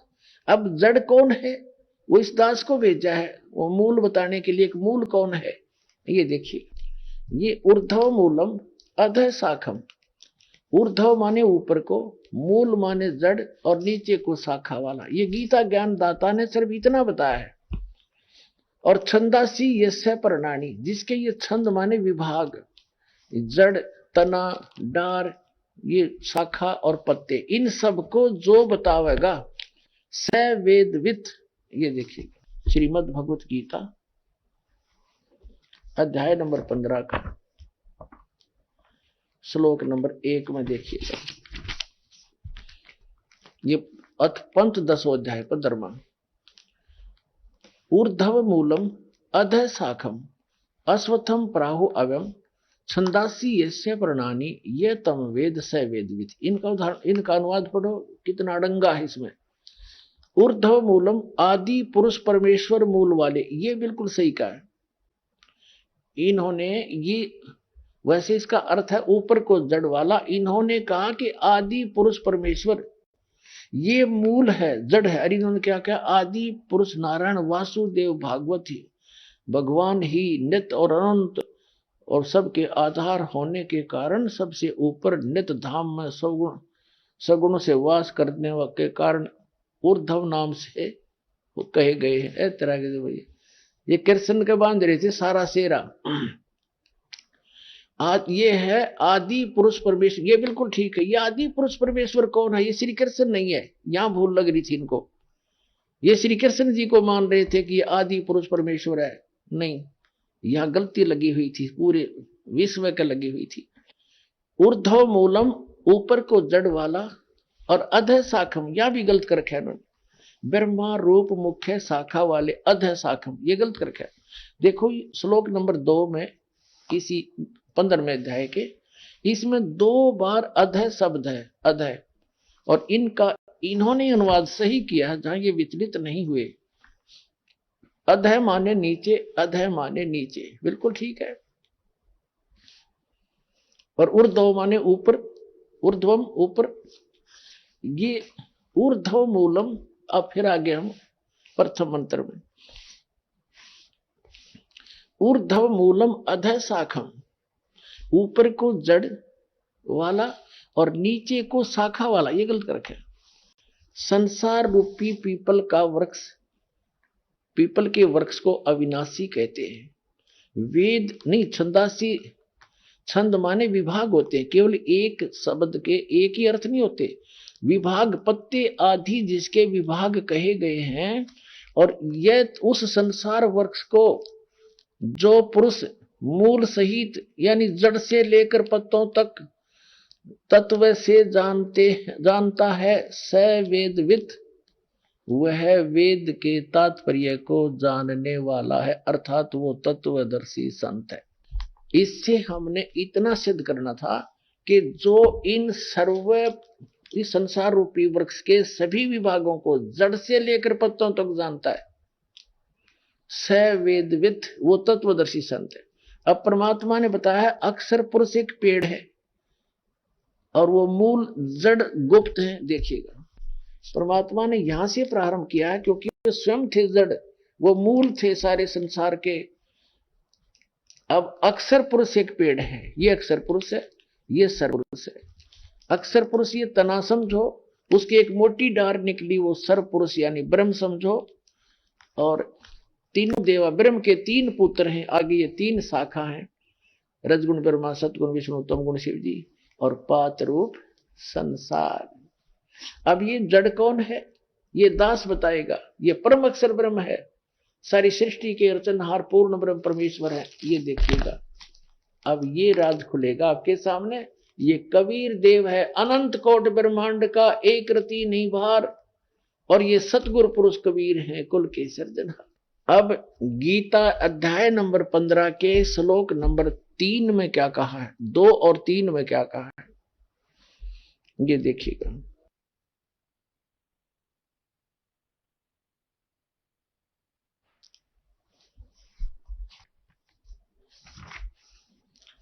अब ये एक आपने पढ़ लिया, ये स्पष्ट हो गया, ये आपने पढ़ लिया सारा। अब दूसरे हम देखते हैं, उस संसार वृक्ष की तीनों गुण रूप, रजगुण ब्रह्मा, सतगुण विष्णु, तीनों गुण रूप, ये जल से बड़ी हुई नहीं। विषय परवाला शाखा, विषय परवाला शाखा, विषय विकारों वाली ये शाखाएं हैं, नीचे और ऊपर, सर्वत्र नहीं। देखो अब हम फिर इसका सहयोग लेंगे। ये पृथ्वी लोक पर ज्ञान बोला जा रहा था, ये देखिए, ये पृथ्वी लोक पर ज्ञान बोला जा रहा था, ये पृथ्वी लोक है।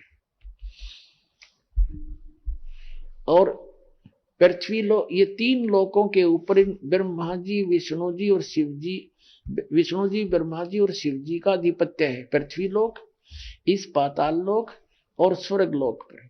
तो यहां ये बोला जा रहा था ज्ञान पृथ्वी पर, ये कहते ऊपर स्वर्ग लोक तक और नीचे पाताल तक। ऊपर और नीचे केवल इन स्थानों पर इन तीनों की रेंज है, इन तीनों लोकों के ऊपर इनका अधिपत्य है, और एक एक विभाग के ये मंत्री हैं। इतना समझो, ऊपर और नीचे, सर्वत्र नहीं। मूल पाठ में भी सर्वत्र नहीं है।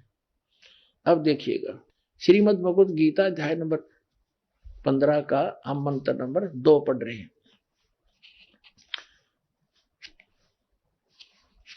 ये यहां से शुरू हुआ है। अध्याय नंबर 15 का श्लोक नंबर 2। उस संसार वृक्ष की तीनों गुण रूप, रजगुण ब्रह्मा जी, सतगुण विष्णु जी, तमगुण शिव जी। पहले ये क्लियर करते हैं। ये देखिएगा मार्कंडे पुराण आपको दिखाते हैं, ये मार्कंडे पुराण है, गीता प्रेस गोरखपुर से प्रकाशित है।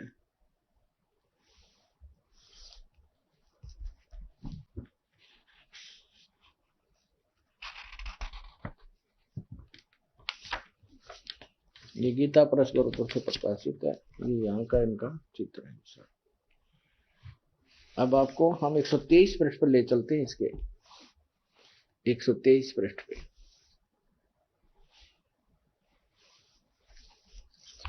संक्षिप्त मार्कंडे पुराण, या मार्कंडे जी बोल रहे हैं। मार्कंडे जी बोले मुने, ये सब कुछ बताते बताते इसके सामने आ जाते हैं। रजोगुण प्रधान ब्रह्मा, इस तरह स्वयंभू परमात्मा की 3 अवस्थाएं होती हैं। रजोगुण प्रधान ब्रह्मा, तमोगुण प्रधान रुद्र, सत्व प्रधान विश्वपालक विष्णु हैं। यही 3 देवता हैं और यही 3 गुण हैं। अब ये स्पष्ट हो गया कि रजगुण ब्रह्मा, सतगुण विष्णु, तमगुण शिव जी, इन 3 देवता कह लो और चाहे 3 गुण कहो। इससे बढ़िया कंसेप्ट जो मार्कंडेय पुराण में है शायद ही कहीं होगा। एक और दिखा दे, यह है श्रीमद् देवी भागवत यानी देवी पुराण, हिंदी टीका सहित। ये खेमरा श्री कृष्ण दास प्रकाशन मुंबई से प्रकाशित है।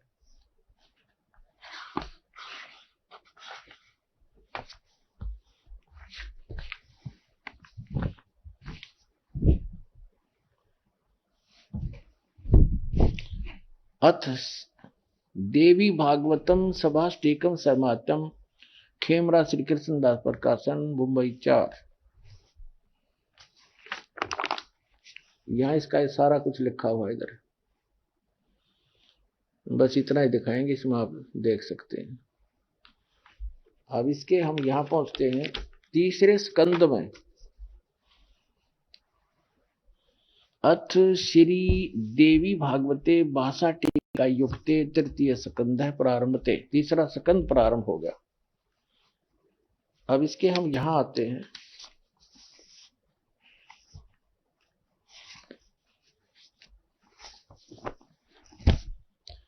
भगवान, ये है अध्याय 11, पृष्ठ नंबर 11 और भाषा टीका तृतीय स्कंद अध्याय 5 में। यहाँ 8वां श्लोक है।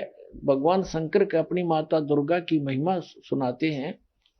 हे माता, यदि हमारे ऊपर सदा आप दया युक्त हो तो हमको तमोगुण में किस प्रकार प्रदान किया, और ब्रह्मा रजोगुण और हरि यानी विष्णु को सतोगुण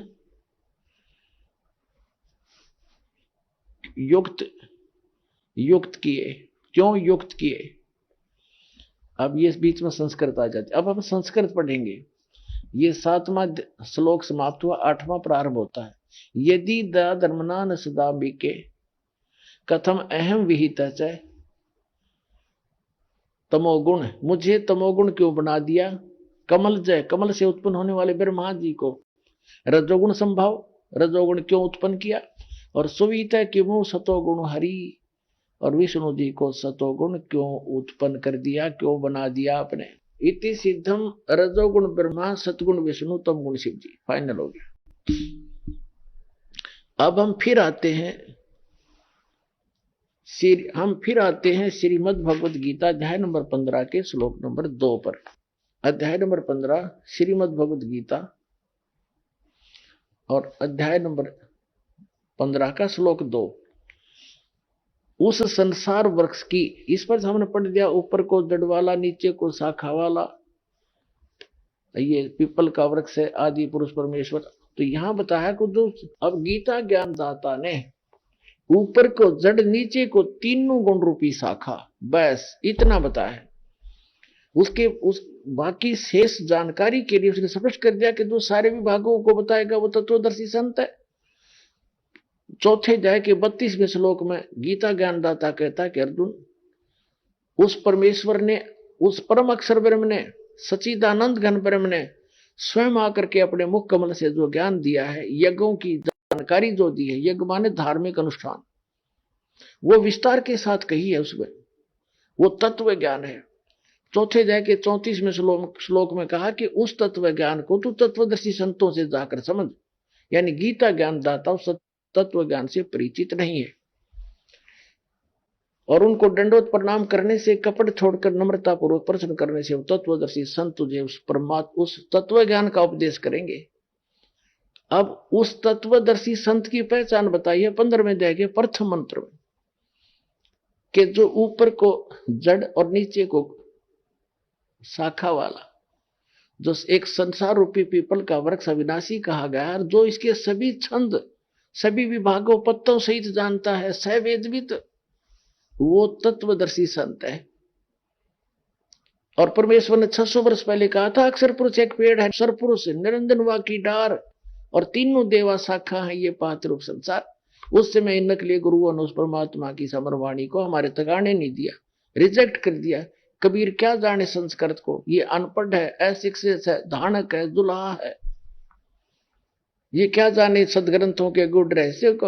अरे परमात्मा ने संस्कृत की और अरबी की और इंग्लिश की जरूरत क्या है? वो सर्व संपन्न है, सर्व ज्ञान, वो सर्वज्ञ है। लेकिन आज वो सारी साची होगी उस समय बोली हुई सारी ज्ञान परमात्मा का। तो उन्होंने ऑप्शन छोड़ दिया कि वो जड़ कौन है, वो बताएगा मेरा दास आकर के उस परम पिता के बारे में। ये दास भेजा तत्वदर्शी संत बनाकर उस परम पिता ने, कबीर भगवान ने।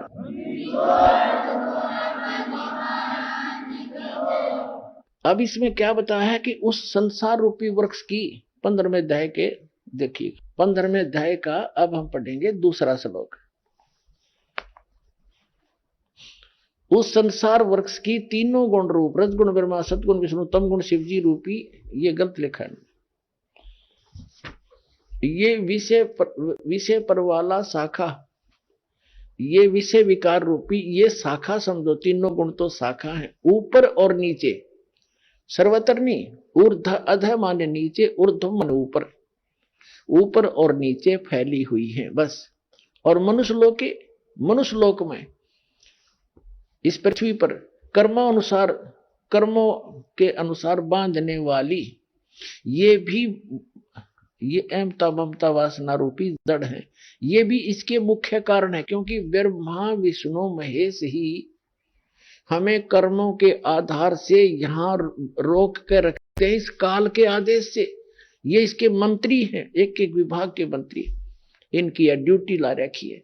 रजोगुण विभाग के ब्रह्मा जी, उसके अंदर से एक ऐसी प्रेरणा, ऐसी वासना निकल रही है, उसके अंदर से ऐसी तरंगे निकल रही है, जैसे मिर्च होती है, मिर्च, और मिर्च का छोंक लगाया जाता है किचन में, और उसकी उस स्थूल वस्तु साकार वस्तु तो रसोई में, और उससे निकलकर वो तरंगे, उसकी जो वासना, उसका गुण अफेक्ट कर रहा है और 3 कमरों में अलग से सब छीकम छीक हो जाते हैं। तो मूल वस्तु रसोई में, उसका गुण ने जाकर कहां असर कर दिया, जीव के बस का नहीं, उन छीकों ने रोक ले। तो ऐसे ही तीनों भगवान ऊपर रहते हैं अपनी अपनी राजधानियों में, उनसे निकल रही ये रेज आप जी पृथ्वी लोक, पाताल लोक और स्वर्ग लोक के प्राणियों को प्रभावित कर रही है। इनके बस की बात नहीं। इन विषय वासनाओं, ममता, जैसे ब्रह्मा जी के कारण संतानों उत्पत्ति की प्रेरणा, यह विषय वासना इतनी प्रभावित कर रखी है प्रत्येक प्राणी के अंदर, अपने आप संतानों उत्पत्ति करते हैं। फिर यहाँ के ठाठ बाट, ये भी रजोगुण के कारण ही प्राणी करता है, कोठी हो, कार हो, बढ़िया सब कुछ हो। फिर सतोगुण के आधार से ममता, एक दूसरे के अंदर बहन भाई में ममता, प्रेम, पति पत्नी का प्रेम, बच्चों में ममता, अपनी कोठी बंगले कार में इनमें ममता, इनके अंदर मोह, ये जीव के बस का नहीं, इसको छोड़ सके, ये प्रभावित है। जैसे किसी ने नशा कर रखा है, शराब पी ली, 2 घूंटी लाए, पाछू उसने आप नहीं पता तू क्या बोल रहा है, कहाँ पैर रखे हुए, कहाँ पड़ा है। तो ऐसा नशा है आपके ऊपर। और इन परमात्मा की इस भक्ति से, सत साधना से आपको ये एंटीबायोटिक का काम करेंगी, आपका नशा उतरेगा, इन तीनों गुणों का असर बिल्कुल कम होता चला जाएगा। कुछ दिनों के बाद ऐसा एक नॉर्मल सा रह जाएगा, जितना आवश्यक होगा बस, और फिर हम सफल होंगे उस समर्थ की सहारा लेकर। अब हम चल रहे हैं, देखिएगा। तो ये तीनों गुणों रूपी जो ये मुख्य कारण है यहाँ कर्मों के बंधन की, मनुष्य लोक में कर्मानुसार बांधने की भी ये मूलानी जड़ हैं, ये मूल कारण है। नीचे और ऊपर, सब लोकों में नहीं, नीचे और ऊपर फैली हुई है। नीचे पाताल लोक में, ऊपर स्वर्ग लोक तक इनकी रेंज है। अब आगे देखो, अब गीता ज्ञानदाता तीसरे श्लोक में स्पष्ट कर देता है कि इस संसार वृक्ष का स्वरूप जैसा कहा है वैसा यहां विचार काल में नहीं पाया जाता। यहां विचार काल का अर्थ है तेरे मेरे इस गीता जी के डिस्कशन में, तेरे मेरे इस गीता जी के डिस्कशन में, चर्चा में, मैं उस परमात्मा की, उस संसार रूपी वृक्ष की संपूर्ण स्थिति को नहीं बता पाऊंगा, क्योंकि मुझे उसके आदि और अंत का कोई ज्ञान नहीं। इसलिए तो कहा है वेदों में कि वो परमात्मा अपने द्वारा रची हुई सृष्टि को स्वयं ही ठीक ठीक बताता है। अब देखिएगा 15वें अध्याय का 3रा श्लोक गीता जी का, इस संसार वृक्ष का स्वरूप जैसा कहा है यहां वैसा यहां विचार काल में तेरे मेरे इस गीता जी के विवेचन में नहीं पाया जाता, नहीं पाया जाता, क्योंकि न इसका आदि है और न इसका अंत है, तथा न इसकी अच्छी प्रकार स्थिति है, यानी इसको ज्ञान नहीं, स्थिति तो है ही। इसलिए इस सुविरुद्ध मूलम, ये इसने गलत किया। अति दृढ़ मूल वाले, बस इतना, अति दृढ़ मूल वाले। अब मूल का अर्थ है ऊपर के लोक। जड़ जो है ऊपर के लोक हैं, जो प्रोक्ष हैं, वो परम अक्षर ब्रह्म है। जैसे यजुर्वेद अध्याय नंबर 40 के श्लोक नंबर 17 में वेद ज्ञानदाता वही है जो गीता ज्ञानदाता। 15वें श्लोक मंत्र में यजुर्वेद अध्याय 40 के मंत्र 15 में तो कहता है मेरा एक ओम मंत्र है, इसका जाप कर, काम करते करते सिमरण कर, विशेष कसक के साथ सिमरण कर, मनुष्य जीवन का प्रथम कर, तो जान का सिमरण कर। और 40 में अध्याय के 17वें श्लोक में कहा है यजुर्वेद में कि वो पूर्ण परमात्मा तो प्रोक्ष है, वो तो गुप्त है, ऊपर है, और मैं ब्रह्म हूं। एम खम ब्रह्म, मैं खम ओम मेरा नाम है।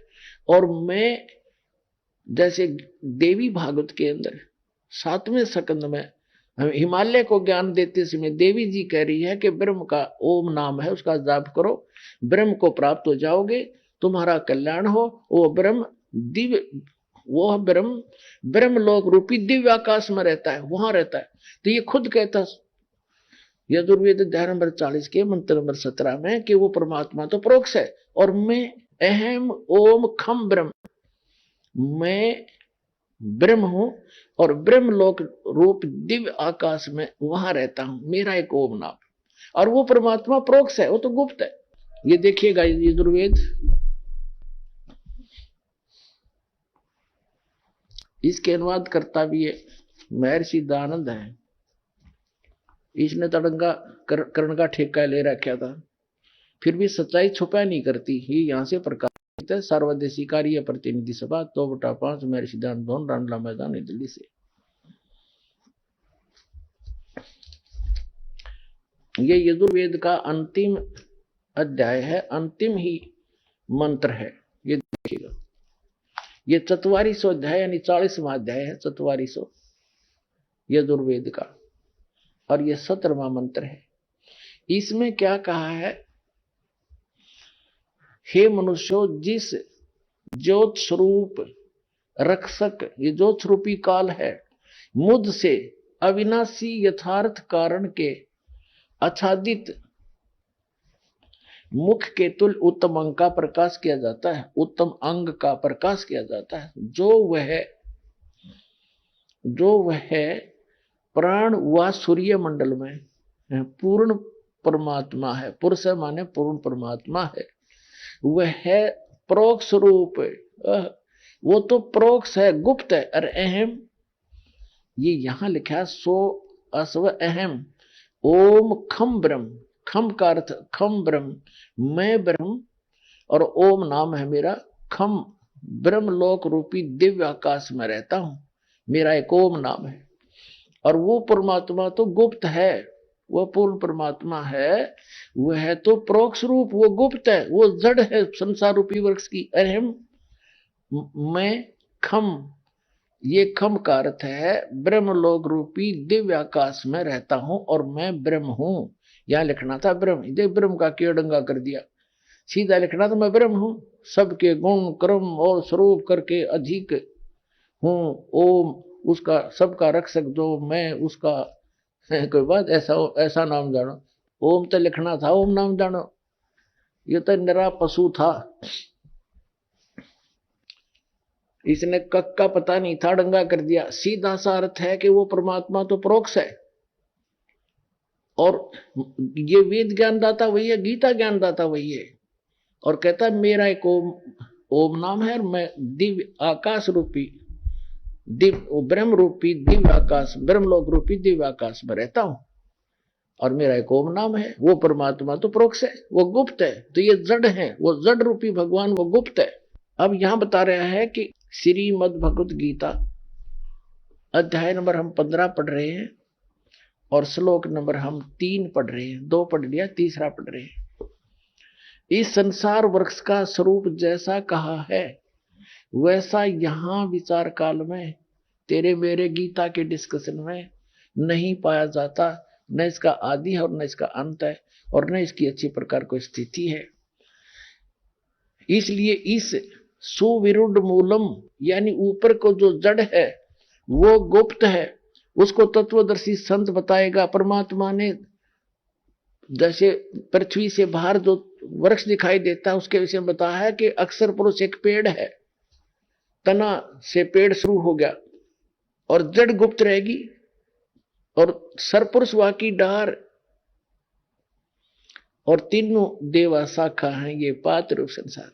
अब वो जो जड़ है, मूल है, इसमें लिखा है सुविरुद्ध मूलम, यानी वो जो ऊपर के लोग हैं जो गुप्त हैं, जिसका आज तक किसी को पता ही नहीं, इनकी दिव्यदृष्टि वहां काम कर ही नहीं सकी, तो वो कहते हैं ऊपर के लोग तो अविनाशी लोग हैं, वो शाश्वत स्थान है, इसलिए उसको सुदृढ़ मूलम कहा है, सुविरुद्ध मूलम, यानी वो तो अविनाशी पोर्शन है उस परमात्मा का, वो कभी नाश में नहीं आता। इस प्रकार यहां इसका ये संकेत है, न इसका आदि और न अंत पाया जाता है। और इसलिए इस सुविरुद्ध मूलम, ऊपर के लोग जो शाश्वत स्थान है, मूल वाले इस संसार रूपी पीपल के वृक्ष को दृढ़ेन माने दृढ़, असंग शस्त्रेण, यह लिखना था तत्व ज्ञान रूपी शस्त्र द्वारा, छितवा माने काट कर, अर्थात इस उलझी हुई गुत्थी को उस तत्व ज्ञान जो चौथे अध्याय के 34वें श्लोक में 32वें श्लोक में कहा, उस तत्व ज्ञान रूपी शस्त्र से इसको काट के, कबीर साहब कहते हैं और ज्ञान सब ज्ञान डी, कबीर ज्ञान सो ज्ञान, और जैसे गोला तोब का ये करता चला मैदान। तो ये तोब का गोला यानी तत्वदर्शी तत्व ज्ञान उस कबीर भगवान के द्वारा दिया हुआ, उस शस्त्र से काट कर इसका मैदान कर दिया जाएगा।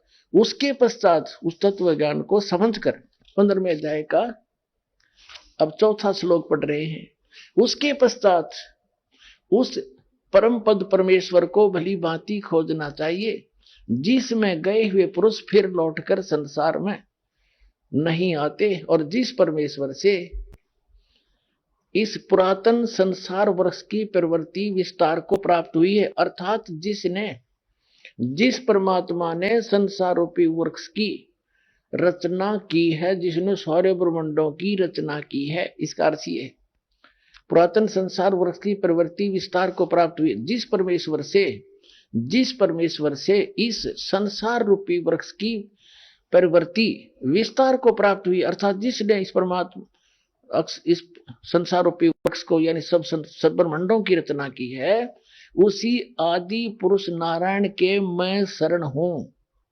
इस प्रकार दृढ़ निश्चय करके उस परमेश्वर का मनन और निधिध्यासन करना चाहिए। अब गीता ज्ञानदाता ने स्पष्ट कर दिया कि मेरी भक्ति से मोक्ष नहीं, जन्म मृत्यु तेरे भी रहेंगे मेरे भी रहेंगे अर्जुन, इसलिए केवल उसकी भक्ति कर जिसने सारे ब्रह्मांडों की रचना की है, उसके लिए तत्वदर्शी संतों की खोज कर। अब 17वें अध्याय के 23वें श्लोक में गीता ज्ञानदाता कहता है कि ओम तत्सत इति निर्देश है ब्रह्मण त्रिविध समर्थ। अब 3 पुरुष हैं, सरपुरुष, अक्षर पुरुष और परम अक्षर पुरुष, ये कंसेप्ट क्लियर हो गया श्रीमद् भगवद गीता से ही। अब 3 ही इनके मंत्र हैं जाप करने के, और ये साधना है। कई भक्त जैसे ये कबीरपंथी यहां मार खा रहे थे कि हम क्यों जाप करें इन कमलों में बैठे हुए मां विष्णु महेश के, और हम क्यों जाप करें इस सतनाम के, हम तो उस परमात्मा को पाना है। काल ने यहाँ रोल मार ली इनकी, अरे ये जाप बकवास ये करेंगे एंड बेंड, अदर नाम अमर नाम पाताल सब सिंधु नाम, यही हंस का काम। ये एक आरती सी करते रहे, सतनाम सतगुरु सतनाम सतगुरु। अरे ये इस भ्रम में रहे कि कोई इनको टोक देता, तुमको बात करो सतनाम सतलोक की, हर भक्ति करो इन ओम नाम की ऋण की। ये कोई सारा ज्ञान है? वो काल के दूत ये विचलित हो गए क्योंकि इनको कंप्लीट नॉलेज नहीं था। हम ये जो मंत्र हैं ये हमारे औजार हैं, इंस्ट्रूमेंट है हमारे। जैसे हमने जल प्राप्त करना है पृथ्वी से, तो पृथ्वी हमारा जल इस उपास्य है, इष्ट है। हमारा उद्देश्य जल प्राप्त करना है, और बोकी और पाइप और हैंड पंप जो ऊपर मशीन है वो तो एक उपकरण है। उनसे इन सब प्रयत्नों से ये साधन है, साधना है हमारी, इससे वो जल मिलेगा जिसके लिए हम तड़प रहे हैं। तो उस परमात्मा के पाने के लिए ओम तत्सति निर्देश है ब्रह्म त्रैवेद समर्थ है। उस सचिदानंद घन परम अक्षर ब्रह्म के पाने का ये 3 मंत्र का जाप है। ये 3 मंत्र का जाप उस परमात्मा को प्राप्त कराएगा। और जो नीचे से यहां से नीचे नीचे के जो जाप आपको दिए जाते हैं, ये यहां से आपके बंधन से मुक्त कराएंगे। आपके ऊपर बहुत ज्यादा ऋण है इन ब्रह्मा विष्णु महेश का, दुर्गा और गणेश का। क्योंकि जैसे हमने अब ये इनकी पूजा नहीं है, जैसे हमने बैंक का लोन ले रखे है और महीने में उसका भरते रहे समय पर, तो वह भी खुश और हम भी खुश। तो उनकी पूजा थोड़ी है, वो तो हमारा लेन देन है, व्यवहार है, वो करना पड़ेगा। हमने कोई कनेक्शन ले रखा है बिजली का और उसका बिल भरना है, तो पूजा थोड़ी कर रहे हैं हम बिजली वालों की। हम तो अपना उनको टैक्स दे रहे हैं, वो हमें सुविधा देते रहेंगे, नहीं तो बंद कर देंगे। तो ये ब्रह्मा विष्णु महेश के जो मंत्र हैं, ये पूजा नहीं है, ये कमाई है इनके मंत्र की। और इसके जाप से इनके अपने आप डिपॉजिट होता रहता, जितना इनको आवश्यकता हमें यहां जो वस्तु मिलेगी। ये इनके मूल मंत्र हैं। जैसे एक सिंपल सा उदाहरण है, जैसे एक भैंसा है जोटा, और उसने कोई न्यू कहे जाओ जोटे जोटे भैंसे, कति नहीं सुना, एक बार न्यू कर दे हर न्यू को देखेगा, तो उसका मूल मंत्र है वो हुर। तो इन देवताओं की ये मूल मंत्र हैं, इनके ये वश हैं, इनके बस की बात नहीं। तो इनसे हमें लाभ होगा, ये इस प्रकार समझो। ये सब संसार विचलित पुण्यात्माओं, आपका सौभाग्य, आपके बात गला उतरेगी ना, क्योंकि पहले ज्ञान से पहले वाले भगवानों से सारा उल्टा काम, और यूं सारा सुलटा, वो था उल्टा, उस उल्टे को हम सुलटा मान रहे थे, अच्छा मान रहे थे। तो इस ज्ञान से भ्रम निवारण होगा। इसको घना घना सुना करो, टीवी सीडी ले जाओ, पुस्तक पढ़ो, और साधना चैनल पर आता है तो उसमें देखा करो। ये तो एक कोर्स करना पड़ेगा, अपने कुछ दिनों में आपके उंगलियों पर आ जाएगा सारा ज्ञान। फिर आपको ब्रह्मा विष्णु महेश भी चाहेंगे तो भ्रमित नहीं कर सकते, और तभी आप भक्त बनोगे।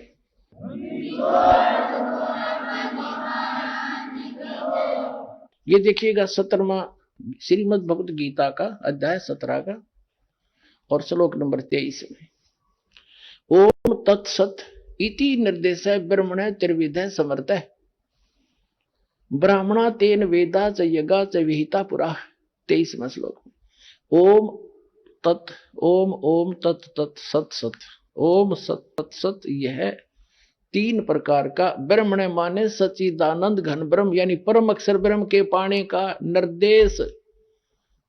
ये निर्देश माने डायरेक्शन, नथिंग एल्स। समर्थ माने समरण करने का। ये ओम तत्सत उस सच्चिदानंद घन ब्रह्म परम अक्षर ब्रह्म गीता ज्ञानदाता से अन्य जो मूल संसार रूपी वृक्ष की जो मूल है उसको प्राप्त करने का ये 3 मंत्र के साधना है, इससे वो मिलेगा। और जो आपको प्रथम मंत्र दिया जाता है वो इन कमलों से हमने बरी होना है, इनसे नो ड्यू सर्टिफिकेट प्राप्त करना है। तो इन मंत्र के जाप जो दास ने आपको बताए हैं, एक दिन में 108 मंत्र, कोई घने नहीं होते, करके देखियो। तो कई भागों में कर ले, एक बार नहीं कर सके 10 कभी कर ले, 20 कभी कर ले, फिर 20 कर ले, यानी 3 भागों में कर ले, 4 में कर ले। लेकिन एक बार अभ्यास पड़ा फिर तो आप डिट्या ना जा, कई माला फेर दोगे। तो जितना करोगे उतना ही अच्छा है। नहीं, एक माला में आपका खूब काम चल जाएगा। और फिर ये सतनाम का जाप 2 अक्षर का। कई भ्रमित हो जाते हैं क्योंकि ज्ञान तो रहा नहीं हमें, छोटे मोटे 10 20 100 200 चेले बना रहा है, वो फिर उनको भ्रमित करने के लिए कह देता है कि पहले मंत्र में भी वही नाम है, सतनाम में भी वही मंत्र है। ये क्या मंत्र मेरे से यहीं मिलते हुए कर रहा है एक बकवाद। अरे भले आदमी, यदि तू ही ऐसा गुणी होता तो यहाँ आने की क्या जरूरत थी तुझे।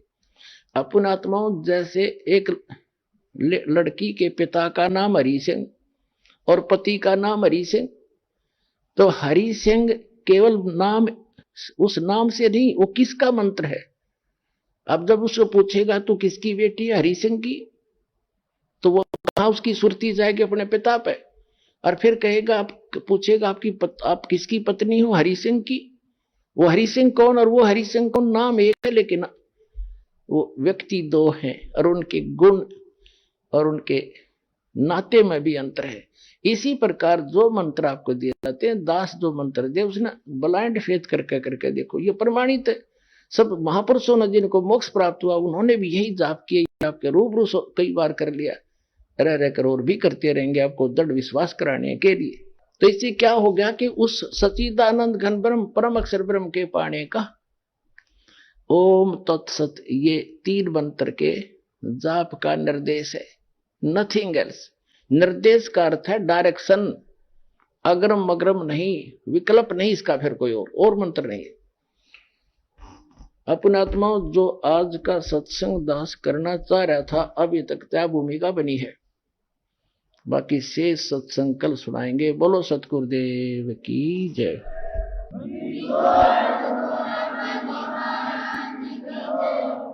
परम पिता परमात्मा पूर्ण ब्रह्म सारी सृष्टि के रचनहार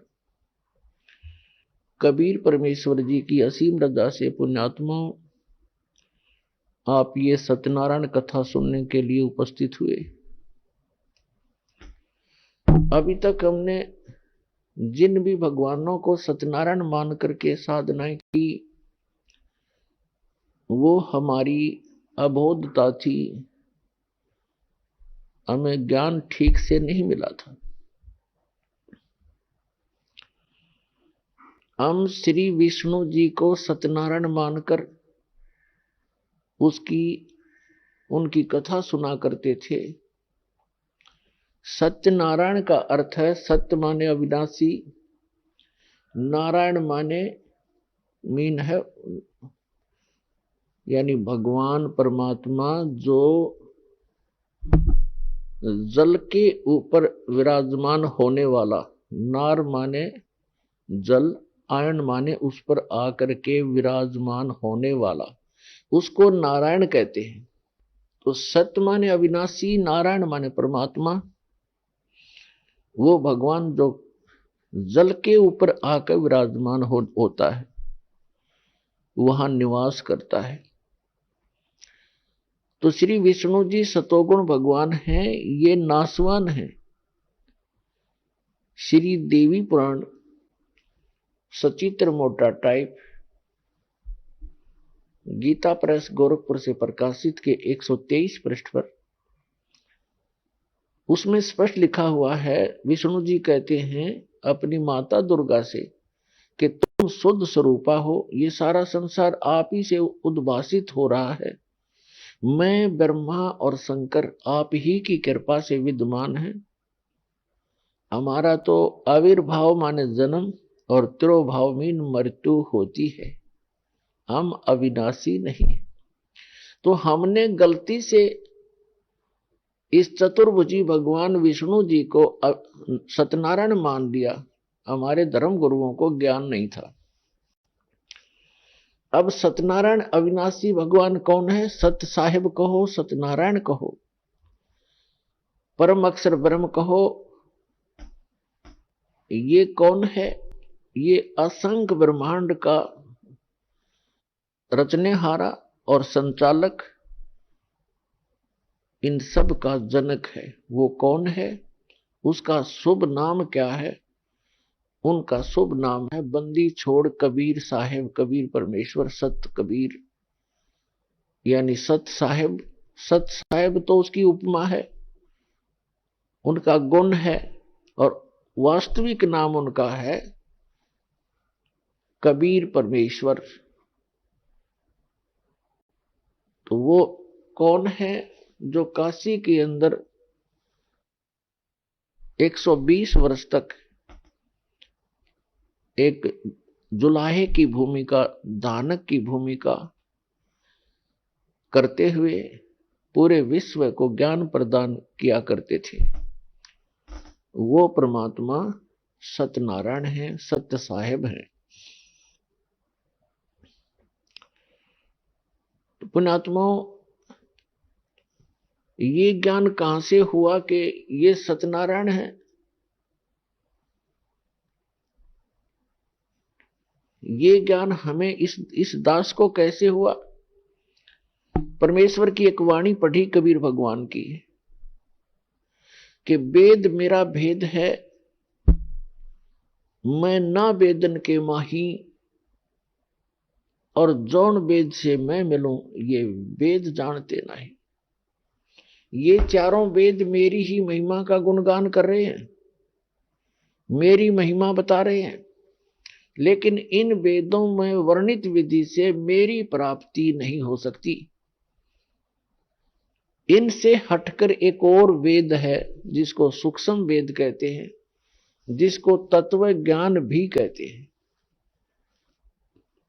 उस वेद के अंदर मेरे पाने की विधि है और उसका ज्ञान इन वेदों में किसी में नहीं। तो यहां परमात्मा ने कहा है कि वेद मेरा भेद है और मैं ना मिलूं वेदन के माही, और जौन वेद से मैं मिलूं वो वेद जानते नहीं। इसका प्रमाण कहां है?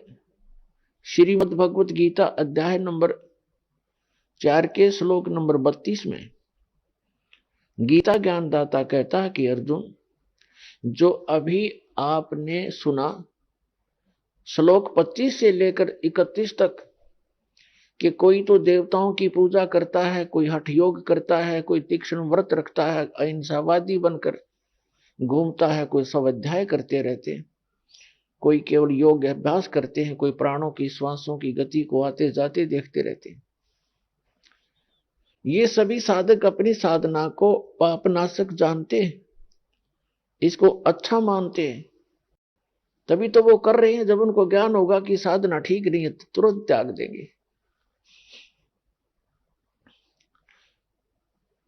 और चौथे अध्याय के 32वें श्लोक में बताया है कि उस परमेश्वर ने, सच्चिदानंद घन ब्रह्म ने अपने मुख कमल से तत्व ज्ञान बोलकर सुनाया है। वो सच्चिदानंद घन ब्रह्म की वाणी है, वो तत्व ज्ञान है। उसके अंदर ये यज्ञों की जानकारी, यज्ञ माने धार्मिक अनुष्ठानों की जानकारी विस्तार के साथ की गई है, वो तत्व ज्ञान है। उसको जानने से फिर सभी पापों से मुक्त हो जाता है प्राणी। चौथे अध्याय के 34वें श्लोक में कहा कि उस तत्व ज्ञान को तू तत्वदर्शी संतों के पास जाकर समझ। उनको दंडवत प्रणाम करने से, कपट छोड़कर नम्रतापूर्वक सरलतापूर्वक प्रसन्न करने से वे तत्वदर्शी संत तुझे उस तत्व ज्ञान का उपदेश करेंगे। अब श्रीमद् भगवत गीता जो है वेदों का सारांश है, चारों वेदों का, और बहुत ही निर्णायक ज्ञान है श्रीमद् भगवत गीता के अंदर। अब यजुर्वेद अध्याय नंबर 40 के मंत्र 10 से लेकर 13 में एक विशेष ज्ञान दिया है। वेद ज्ञान दाता कौन है? यही जो गीता ज्ञान दाता है। इसने कहा है, वेद में कहा है कि कोई तो परमात्मा को संभवात माने जन्म लेने वाला अवतार रूप में मानता है, जैसे श्री राम, श्री कृष्ण या अन्य 9-24 जो अवतार माने जाते हैं, ऐसे मानता है। कोई कहता वो जन्म लेता ही नहीं, असंभवात है। इसकी जानकारी तत्वदर्शी संत देते हैं, उनसे सुनो। इससे सिद्ध हो गया कि वेद में वो ज्ञान नहीं है। यदि वो कंप्लीट ज्ञान होता तो ये श्लोक, ये शब्द वेद में नहीं होते। और इसी का सारांश श्रीमद् भगवत गीता है। और श्रीमद् भगवत गीता अध्याय नंबर 4 के श्लोक नंबर 34 में भी यही कंसेप्ट क्लियर किया है, यही स्पष्ट कर दिया है कि वो तत्वदर्शी संत उस तत्व ज्ञान से परिचित है, उनसे पूछो। तो गीता के जी के अंदर भी वो ज्ञान नहीं है। वो सच्चिदानंद घन ब्रह्म ने जो अपने मुख कमल से बोला वो तत्व ज्ञान है, वो सूक्ष्म वेद है, और उसकी जानकारी इस दास के अतिरिक्त इस विश्व में किसी के पास नहीं है, क्योंकि उस परमात्मा ने स्पेशल इसी काम के लिए भेजा है।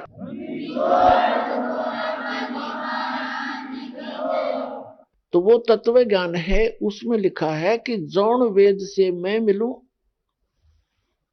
ये वेद जानते नहीं। तो पुण्यात्मा वो परमात्मा स्वयं आते हैं, अपने मुख कमल से वो ज्ञान प्रचार करते हैं, और उसी ज्ञान को परमात्मा ने स्वयं ही आकर के, जैसा उनका विधान है, वेदों के अंदर परमात्मा की महिमा सुनाई गई है। जैसा कि आपने परमात्मा की वाणी, कबीर साहिब की वाणी अभी सुनी कि वेद मेरा भेद है, मैं ना मिलो वेदन के माही, और जौन वेद से मैं मिलूं ये वेद जानते नहीं।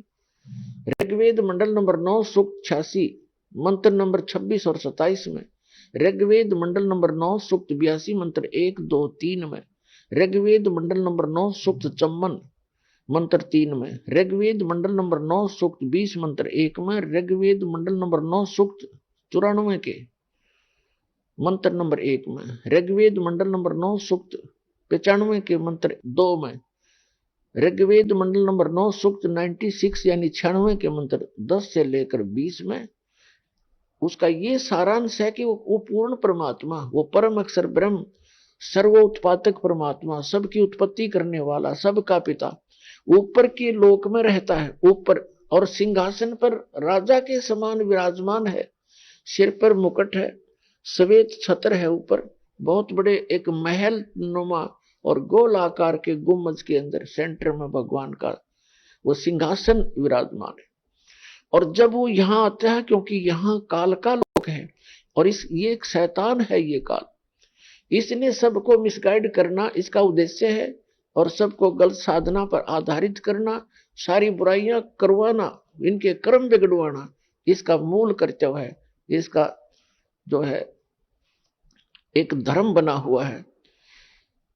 शराब, मांस, तंबाकू सेवन करना, चोरी, ठगी, जारी, रिश्वतखोरी करके अपने कर्म बिगड़वाना, ये इसका प्रमुख धर्म है। और उस परमात्मा का धर्म है कि इन बुराइयों से छुड़ाना अपने बच्चों को। आउनुहोस् अब हामी ती श्रद्धालुको अनुभव सुन्नेछौँ जसले जगतगुरु तत्त्वदर्शी सन्त रामपालजी महाराजबाट दीक्षा प्राप्त गरिसकेका छन् तथा उहाँले बताउनु भएको भक्ति मार्गमा अघि बढिरहेका छन्। आइए अब हम उन श्रद्धालुओं के अनुभव जानते हैं जो जगत गुरु तत्वदर्शी संत रामपाल जी महाराज जी से दीक्षा प्राप्त कर चुके हैं तथा उनके द्वारा बताए गए भक्ति मार्ग पर चल रहे हैं। नमस्कार सर। नमस्कार सर। क्या नाम है सर आपका? सर मेरा नाम मांगेराम दास है। कहाँ से आए हैं आप? सर मैं जिला सहारनपुर उत्तर प्रदेश से आया हूँ। सर संत रामपाल जी महाराज से आपने नाम दीक्षा कब ली? सर मैं संत रामपाल जी महाराज से नाम दीक्षा 11 जून 2014 को ली। सर संत रामपाल जी महाराज से नाम दीक्षा लेने से पहले आप कोई भक्ति साधना भी करते होंगे? जी सर मैं जो हिंदू धर्म के अनुसार परंपरागत पूजाएं होती थी, देवी मंदिर पर जाना या और अन्य साधनाएं, और एक गुरु भी बना रखे थे सर, जो जिनका नाम संतोष जी महाराज था, जो नागा बाबा थे हरिद्वार के। उनके द्वारा बताई गई वो महामृत्युंजय पाठ का जाप करवाते थे और यज्ञ करते थे, और वो कहते थे कि जो यज्ञ हम करवा रहे हैं इनसे आपके घर में कोई 7 पीढ़ी तक भी अकाल मृत्यु नहीं हो सकती।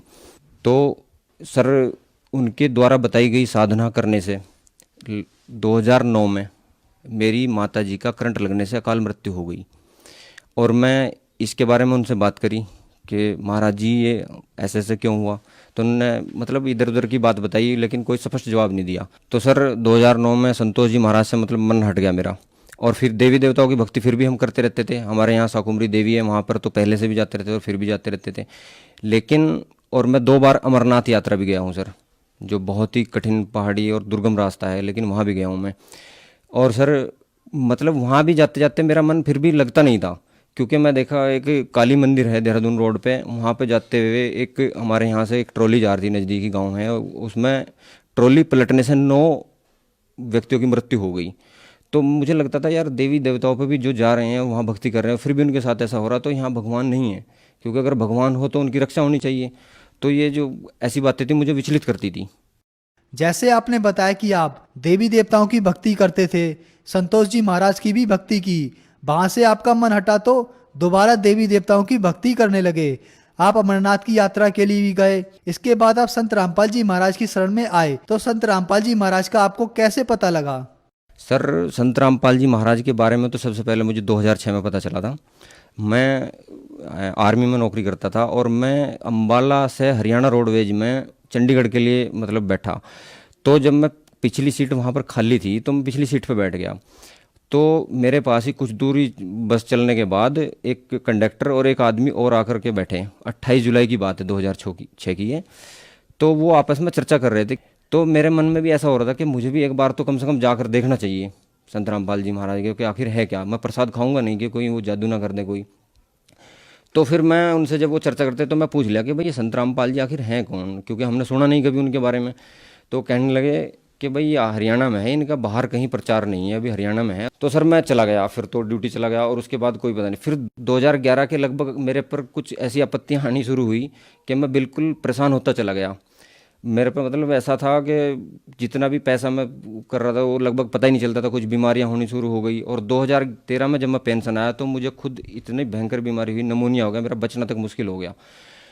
तो मैं ठीक हुआ तो फिर भगतमती थी, उसको डेंगू हो गया, फिर वो हॉस्पिटल में, एक हॉस्पिटल में एडमिट किया, उन्होंने जवाब दे दिया कि जोली ग्रांट ले जाओ। फिर खैर तारावती हॉस्पिटल था, मैं वहाँ बात किया, उन्होंने कहा कि हाँ प्लेटलेट्स लग जाएंगी इसको और आप ले आओ। तो वहाँ जा कर के कई दिन एडमिट रहने के बाद उसकी जान बची। फिर मेरी 2 लड़कियाँ थी, क्योंकि बच्चे भी काफ़ी दिनों में हुए थे 11-12 साल बाद। तो जो छोटी लड़की थी, मैं लगभग भाई की 2 बच्चों की और अपने 2 बच्चों की जन्म कुंडलियाँ बनवाई थी। एक पंडित जी थे वहीं पर ऋषिकेश के, हमारे साथ ही थे, फौज में ड्यूटी पे। तो उन्होंने छोटे वाली लड़की के बारे में लगभग उनकी भविष्यवाणियाँ सटीक थी बिल्कुल, लेकिन उपाय कोई नहीं था उनके पास, केवल वो भविष्यवाणी करते थे। तो उन्होंने बताया था छोटी लड़की के बारे में, कुंडली में लिखा था कि भाई इसको जन्म से लेकर के 8 वर्ष तक ये गंभीर रोग से पीड़ित रहेगी। तो जो छोटे वाली लड़की थी, जब मैं पेंशन आया 12 में, मतलब वो जन्म हुआ उसका, और 12 में ही पहले वो बीमार हो गई। पहले उसको बुखार आया, बुखार आने के बाद कुछ समझ में आया, गाँव से दवाई दिलाई तो कोई नहीं हुआ, पैरासीटामोल सिरप भी दिया था और भी दिया था। तो उनको रात को इतने तेज बुखार था कि उसको दौरा पड़ गया, और दौरे में हाथ पैर मुड़ गए उसके।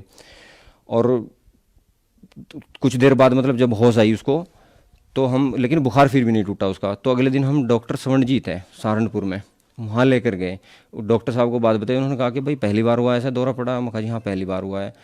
तो उन्होंने कहा कि भाई ये बहुत गंभीर समस्या है इसको, और आप ऐसा करना, उन्होंने दवाई लिखता हूँ और ये गोली जो है वो मुझे दिखाना, और ये गोली एक बताई कि ये हमेशा साथ में रखना, कि दोबारा ऐसा नहीं होना चाहिए, कुछ भी हो सकता है नहीं तो। मैं कहा जी ठीक है। फिर उसका बुखार फिर भी ना टूटा, तो अगले दिन हम गए तो उन्होंने कहा एडमिट करना पड़ेगा। एडमिट किया, लगभग 4-5 दिन एडमिट रही। तो उसको जब नॉर्मल हुआ कुछ तो घर ले आए हम। फिर कुछ दिन के बाद 2013 में फिर भर्ती हुई वो। 2013 में इतनी सीरियस हालत हो गई कि 5 दिन तक बुखार नहीं उतरा उसका। और 5 दिन बाद जब संडे का दिन था तो डॉक्टर स्वर्णजीत ने कहा कि भाई मैं परेशान हूँ और इसको समझ में कुछ नहीं आ रहा, टेस्ट भी करा लिया, सब कुछ करा लिया, एक्सरे करा लिया, अल्ट्रासाउंड, तो ये कुछ नहीं आ रहा। तो उन्होंने कहा कि भाई इसको जो बीमारी है ये 9 साल तक रहेगी। और पंडित जी ने कहा था कि भाई इसको 8 साल तक गंभीर रोग से पीड़ित रहेगी। और डॉक्टर साहब कह रहे हैं कि तो साइंस और आध्यात्मिक लगभग दोनों ही एक बात कह रहे। और लगभग ये बात 2013 तो हो गया, फिर दवाई चलती रही उसकी। तो फिर मुझे पता चला 2014 में, हमारे एक रिश्तेदार हैं अश्विनी कुमार, तो उन्होंने संत रामपाल जी महाराज से नाम दीक्षा ले ली। और मुझे पता चला कि भाई उन्होंने संत रामपाल जी से नाम दीक्षा ली है। तो मैं उनको फ़ोन पे ही बताया कि यार आप कहाँ चक्कर में पड़ गए, ऐसे संतों के चक्कर में पड़ते, सत्संग सब बकवास है, ऐसे नहीं करा, इनके चक्कर में नहीं पड़ना चाहिए। तो उन्होंने मुझे कहा कि अब आपने ज्ञान नहीं सुना, पहले उनका ज्ञान सुनना है एक बार। तो मैं उनको ये जवाब दिया कि मैं उनकी पुस्तक पढ़ रखी हूँ ज्ञान गंगा, मतलब मैं झूठ बोल रहा है ऐसे ही, क्योंकि मैं पुस्तक पढ़ी भी नहीं थी, सिर्फ 1-2 पेज पलट कर ही देखा था। तो मैं कहा मैं कुछ नहीं देखना है, मैं नहीं इन संतों के चक्कर में आता हूँ। तो बात हो गई। फिर मैं जब उनकी दुकान पर आया तो वो 4 भगत थे, लगभग आपस में ही दुकान में रहते थे वो। उन्होंने चारों नहीं, लगभग 1-1.5 महीना पहले ही नाम लिया था। तो मेरे पास आए, उन्होंने कहा कि भाई साहब आप संत रामपाल जी महाराज का ज्ञान सुनो। तो मैं कहा मैं इनके चक्कर में नहीं आता, मुझे नहीं बताना है। तो उन्होंने काफ़ी देर तक मैं बहस करी उनके साथ में, उन्होंने मुझे समझाया। फिर वो इतना तो नहीं बता पाए, लेकिन उन्होंने मुझे सिर्फ इतना कहा कि हाथ जोड़े ऐसे, और वो कहने लगे कि भाई साहब हम तो आपके भले के लिए कह रहे थे, और आपकी जैसी मर्जी हो वैसा करो, लेकिन एक बार ज्ञान सुन लो संत रामपाल जी का। तो वो ऐसे बोल करके हाथ जोड़ के चले गए। तो मुझे दुख सा हुआ थोड़ा, यार ये मेरे भले के लिए कह रहे थे और मुझे ऐसा नहीं करना चाहिए था, इनके साथ दुर्व्यवहार नहीं करना चाहिए था, कम से कम एक बार देखूँ तो सही। तो मैं ऐसे करते करते उनके अपने अश्विनी भगत जी के घर चला गया शाम को। तो शाम को सत्संग आ रहा था संत रामपाल जी महाराज का। तो उन्होंने कहा कि सत्संग देख लो। मैंने कहा चलो भाई। तो लगभग उस टाइम ज़्यादा हो गया था, 15-20 मिनट का ही सत्संग बजा था। तो उस दिन ज्ञान चर्चा आ रही थी, सतपाल जी महाराज हरिद्वार वाले जो हंसा देश वाले हैं, और वीएस संत रामपाल जी महाराज। तो सतपाल जी महाराज से वो चर्चा सिर्फ 15 मिनट की मुझे सुनने को मिली। सतपाल जी महाराज से पूछा मीडिया वालों ने कि महाराज जी परमात्मा साकार है निराकार? तो सतपाल जी महाराज ने बताया कि परमात्मा निराकार है, उसको देखा नहीं जा सकता, केवल प्रकाश ही दिखाई देता है, परमात्मा दिखाई नहीं देता है। तो फिर संत रामपाल जी महाराज से पूछा कि महाराज जी ये बताइए कि परमात्मा साकार है निराकार? तो संत रामपाल जी महाराज ने परमात्मा साकार बताया, मनुष्य सदृश, और उसका नाम कबीर बताया। और उसके लिए उन्होंने इतने प्रमाण दिखाए वो 15 मिनट में कि तभी मुझे यकीन हो गया कि भाई इस धरती पर गुरु हैं तो संत रामपाल जी महाराज हैं और भगवान है तो कबीर साहब है। तो वो कबीर साहब की वाणी मेरे याद आई कि गुरु गोविंद दो खड़े काके लागू पाए और बलिहारी गुरु आपना जिन गोविंद दियो बताए। तो मैं समझ लिया कि भाई मैं अब संत रामपाल जी महाराज से ही नाम देख चलूँगा। फिर भी मैं वहाँ उनको नहीं बताया क्योंकि मेरे अंदर एक अहंकार सा था कि इन्होंने मुझे बताया, तो मैं ऐसा समझ रहा कि नहीं अभी नहीं कहूँगा मैं इनको, मुझे नाम लेना है। और मैं वहाँ से कहा कि भाई मुझे एक किताब दे दो, ये ज्ञान गंगा थी उनके पास। तो उन्होंने कहा कि ठीक आप ले जाओ। तो मैं वो पुस्तक लेकर के घर आ गया और वो पुस्तक के 10-15 पेज पढ़े मैं, और 2-4 अगले दिन सत्संग देखा मैं, पूरा सत्संग देखा मैं 1 घंटे का। और वो सत्संग देखने के बाद मैं फ़ोन किया कि भाई मैं नाम दीक्षा लेना चाहता हूँ। उन्होंने कहा कि भाई पहले ज्ञान समझ लो। कि नहीं मैं ज्ञान समझ लिया और मैं नाम दीक्षा लेना चाहता हूँ, मैं मतलब रुकूंगा नहीं। तो उन्होंने कहा कि ठीक है हम कबीर प्रगट दिवस पर 11 जून को सत्संग में जाएंगे बरवाड़ा और तब आप हमारे साथ चलना। तो मैं कहा ठीक है। तो जब ये बात मेरी भगतमती को पता चली कि ये नाम दीक्षा लेंगे, और तो उसने क्या अपने घर फ़ोन किया और मेरे ससुराल में बताया कि इनको रोक दो, अभी नाम ना लें और ये सब 1 साल बाद ले लेंगे। तो उनका फ़ोन आया कि आप 1 साल बाद चले जाना, नाम लेना ही है तो, लेकिन अभी मत करो, ये जो मन्नतें मांग रखी ये सब पूरा कर लो पहले। मैं कहा नहीं मैं नहीं लूँगा, इसको जो करना है ये कर ले, मैं इसको नहीं बोलता, ये भी ज्ञान समझ ले अगर समझना है तो, लेकिन मैं नहीं रुकूँगा अभी बिल्कुल भी, मैं नाम लूँगा। तो मैं कहा कि भाई तू भी देखा कर सत्संग। तो उन्होंने 4-5 दिन सत्संग देखा, कहने लगी मैं भी चलूँगी। मैं कहा बहुत अच्छा है। तो फिर हम 11 जून 2014 में नाम लेने के लिए बरवाड़ा सत्संग गए, बरवाड़ा आश्रम हिसार, अश्विनी भगत जी के साथ में। तो सर संत रामपाल जी महाराज से आपने 2014 में नाम दीक्षा ली, उससे पहले आप दुखों से घिरे हुए थे। संत रामपाल जी महाराज की शरण में आने के बाद क्या आपको कोई लाभ भी प्राप्त हुए? सर जैसा मैं बताया कि मैं बीमार था, भगतमती बीमार रही, और लड़की को तो पंडित जी ने भी जन्म कुंडली में लिखा हुआ था कि ये 8 वर्ष तक गंभीर रोग से पीड़ित रहेगी, और डॉक्टर साहब ने कह दिया कि ये 9 वर्ष तक बीमार रहेगी, इसको ऐसी बीमारी है और इसको खाने पीने का बिल्कुल विशेष ध्यान रखना और दवाई हमेशा साथ रखना। तो सर मैं ये ज्ञान समझ करके गया था संत रामपाल जी महाराज के पास। मुझे बिल्कुल भी ये नहीं था कि मुझे कोई लाभ होगा या नहीं होगा, ये तो बाद की बात है, लेकिन मैं बिल्कुल ज्ञान समझ कर गया था कि इस धरती पर गुरु हैं तो संत रामपाल जी महाराज। क्योंकि आज तक तो कोई भगवान का ही निर्णय नहीं करके बताया कि कौन है भगवान। सब कहते हैं निराकार है, भगवान को देखा नहीं जा सकता, और संत रामपाल जी महाराज ने सैकड़ों प्रमाण दिखाए हैं कि परमात्मा साकार है, मनुष्य सदृश है, उसका नाम कबीर है। तो मैं भगवान कबीर है और गुरु संत रामपाल जी महाराज ये समझ कर गया था। मुझे नहीं पता था कि मुझे लाभ होगा भी या नहीं भी होगा। तो जब मैं आश्रम गया, मुझे भगत जी ने भी कहा, सोनी भगत जी ने, कि भगत जी पहले आप सत्संग सुनना उसके बाद नाम ले लेना। मैंने कहा जाते ही अंदर कि भाई मैं पहले नाम लूँगा उसके बाद ही मैं जो भी सत्संग सुनना जो भी करूँगा, क्योंकि मैं सुन लिया। तो मैं नाम लिया सर। और उस दिन वो हमारी छोटी बच्ची जो थी, जो बीमार रहती थी, वो निप्पल से दूध पीती थी। तो सर उसका निप्पल अब कैसे भी वो घर पर छूट गया। तो जब हम वहाँ गए तो हमने वहाँ आश्रम में सब कुछ मिलता था, भंडारा भी, दूध भी। तो दूध में गिलास में लेकर आया, उसको दूध पिलाने के लिए गिलास में, लेकिन उसने पिया नहीं, वो रोती रही, भूखी रोती रही। भंडारे में लेकर, भंडारा नहीं किया, कुछ नहीं खाया, रोती रही। तो सर 11 जून को पहला दिन था सत्संग का, पाठ प्रकाश हुआ था और वहाँ पर प्रसाद बना था, हलवा प्रसाद। वो देसी घी में होता है और घी भी उसमें से इतना होता है कि हाथों से नीचे निकलता रहता है। तो सर मैं जहाँ हलवा प्रसाद बट रहा था वहाँ गोद में ले गए उस बच्ची को, उधर गया तो बच्ची हाथ से ऐसे ऐसे करने लगी हलवे की तरफ। तो सर मैंने हलवा ले लिया वो और उसको खिलाया तो वो खाने लगी। अब मैं ये था कि उसकी पसलियाँ तो चली रही थी क्योंकि हमेशा उसका सांस चलता रहता था ऐसे। तो उसने हलवा छक के खाया और खाने के बाद थोड़ी देर बाद उसको पानी पीना ही था, पानी पिलाया। तो अब मुझे ये मतलब ऐसा लगा, मैं भगत जी को भी कहा, सुनी भगत जी को, कि भगत जी सुबह गाड़ी जल्दी चलना ले करके और सुबह दिखाएंगे और मैं फ़ोन कर दूंगा उस लड़के को, क्योंकि मैं नंबर रखता था वहाँ का, कि नाम लिखवा दूंगा और इसको तबीयत बिगड़ जाएगी क्योंकि हलवा खा लिया इसने अब। और मुझे बिल्कुल नहीं पता था कि अब क्या होगा। मुझे ये था कि अब तबीयत इसकी और बिगड़ने वाली है। लेकिन सर वो हलवा प्रसाद खाने के बाद और पानी पीने के बाद वो लड़की बिल्कुल ठीक हो गई। और सर जो डॉक्टर ने कहा था 9 साल तक बीमार रहेगी और पंडित जी ने कहा था 8 साल तक बीमार रहेगी, तो वो लड़की वो हलवा प्रसाद खाने के बाद सर वो 11 जून 2014 और सर आज का दिन है, आज तक एक गोली भी डॉक्टर सवनजीत के यहाँ से नहीं ली और वो बिल्कुल ठीक है सर। नाम लेने से पहले मई 2014 में मेरे बाईं तरफ जो बहुत ज़्यादा दर्द हुआ, जो पहले भी रहता था, लेकिन उस दिन बहुत ज़्यादा दर्द था। मैं एक शादी में गया हुआ था, तो मैं एक डॉक्टर के पास गया। वहाँ पर मैं उनको बताया कि डॉक्टर साहब ऐसे ऐसे है, पहले भी होता है लेकिन आज बहुत ज़्यादा बेचैनी है मुझे। तो उन्होंने बताया कि भाई लक्षण जो हैं हार्ट के हैं और आपको टेस्ट कराने पड़ेंगे। तो मैं कहा, उन्होंने 2 खुराक दी, मैं दवाई ली, मुझे कुछ आराम मिला और अब मैं ये मतलब इसी उसमें था कि मैं अब टेस्ट कराने जाऊंगा, कब कराऊं कहाँ कराऊं, यही सोच रहा था। तो तभी मुझे अश्विनी भगत जी ने वो ज्ञान के बारे में बताया और मुझे संत रामपाल जी महाराज के ज्ञान के बारे में पता चला, मैं ज्ञान समझा। और जब 11 जून 2014 को मैं नाम लिया, और सर वो 11 जून 2014 को नाम लेने के बाद वो जो मेरी हार्ट की जो प्रॉब्लम थी उसका तो पता भी नहीं चला, कि मुझे दर्द आज तक भी नहीं हुआ। और सर संत रामपाल जी महाराज से नाम लेने के बाद और भी आर्थिक लाभ बहुत हुए, और मेरे यहाँ 2 बेटियाँ थी। मुझे इच्छा किसी चीज़ की नहीं है सर, क्योंकि ज्ञान समझ लेने के बाद मुझे कोई वो नहीं, लेकिन परमात्मा कहते हैं कि ये तो सब यहाँ के लाभ तो रुंगा में मिलेंगे। तो एक बेटा भी संत रामपाल जी महाराज की दया से 2017 में हुआ। धन्यवाद सर। सत साहिब।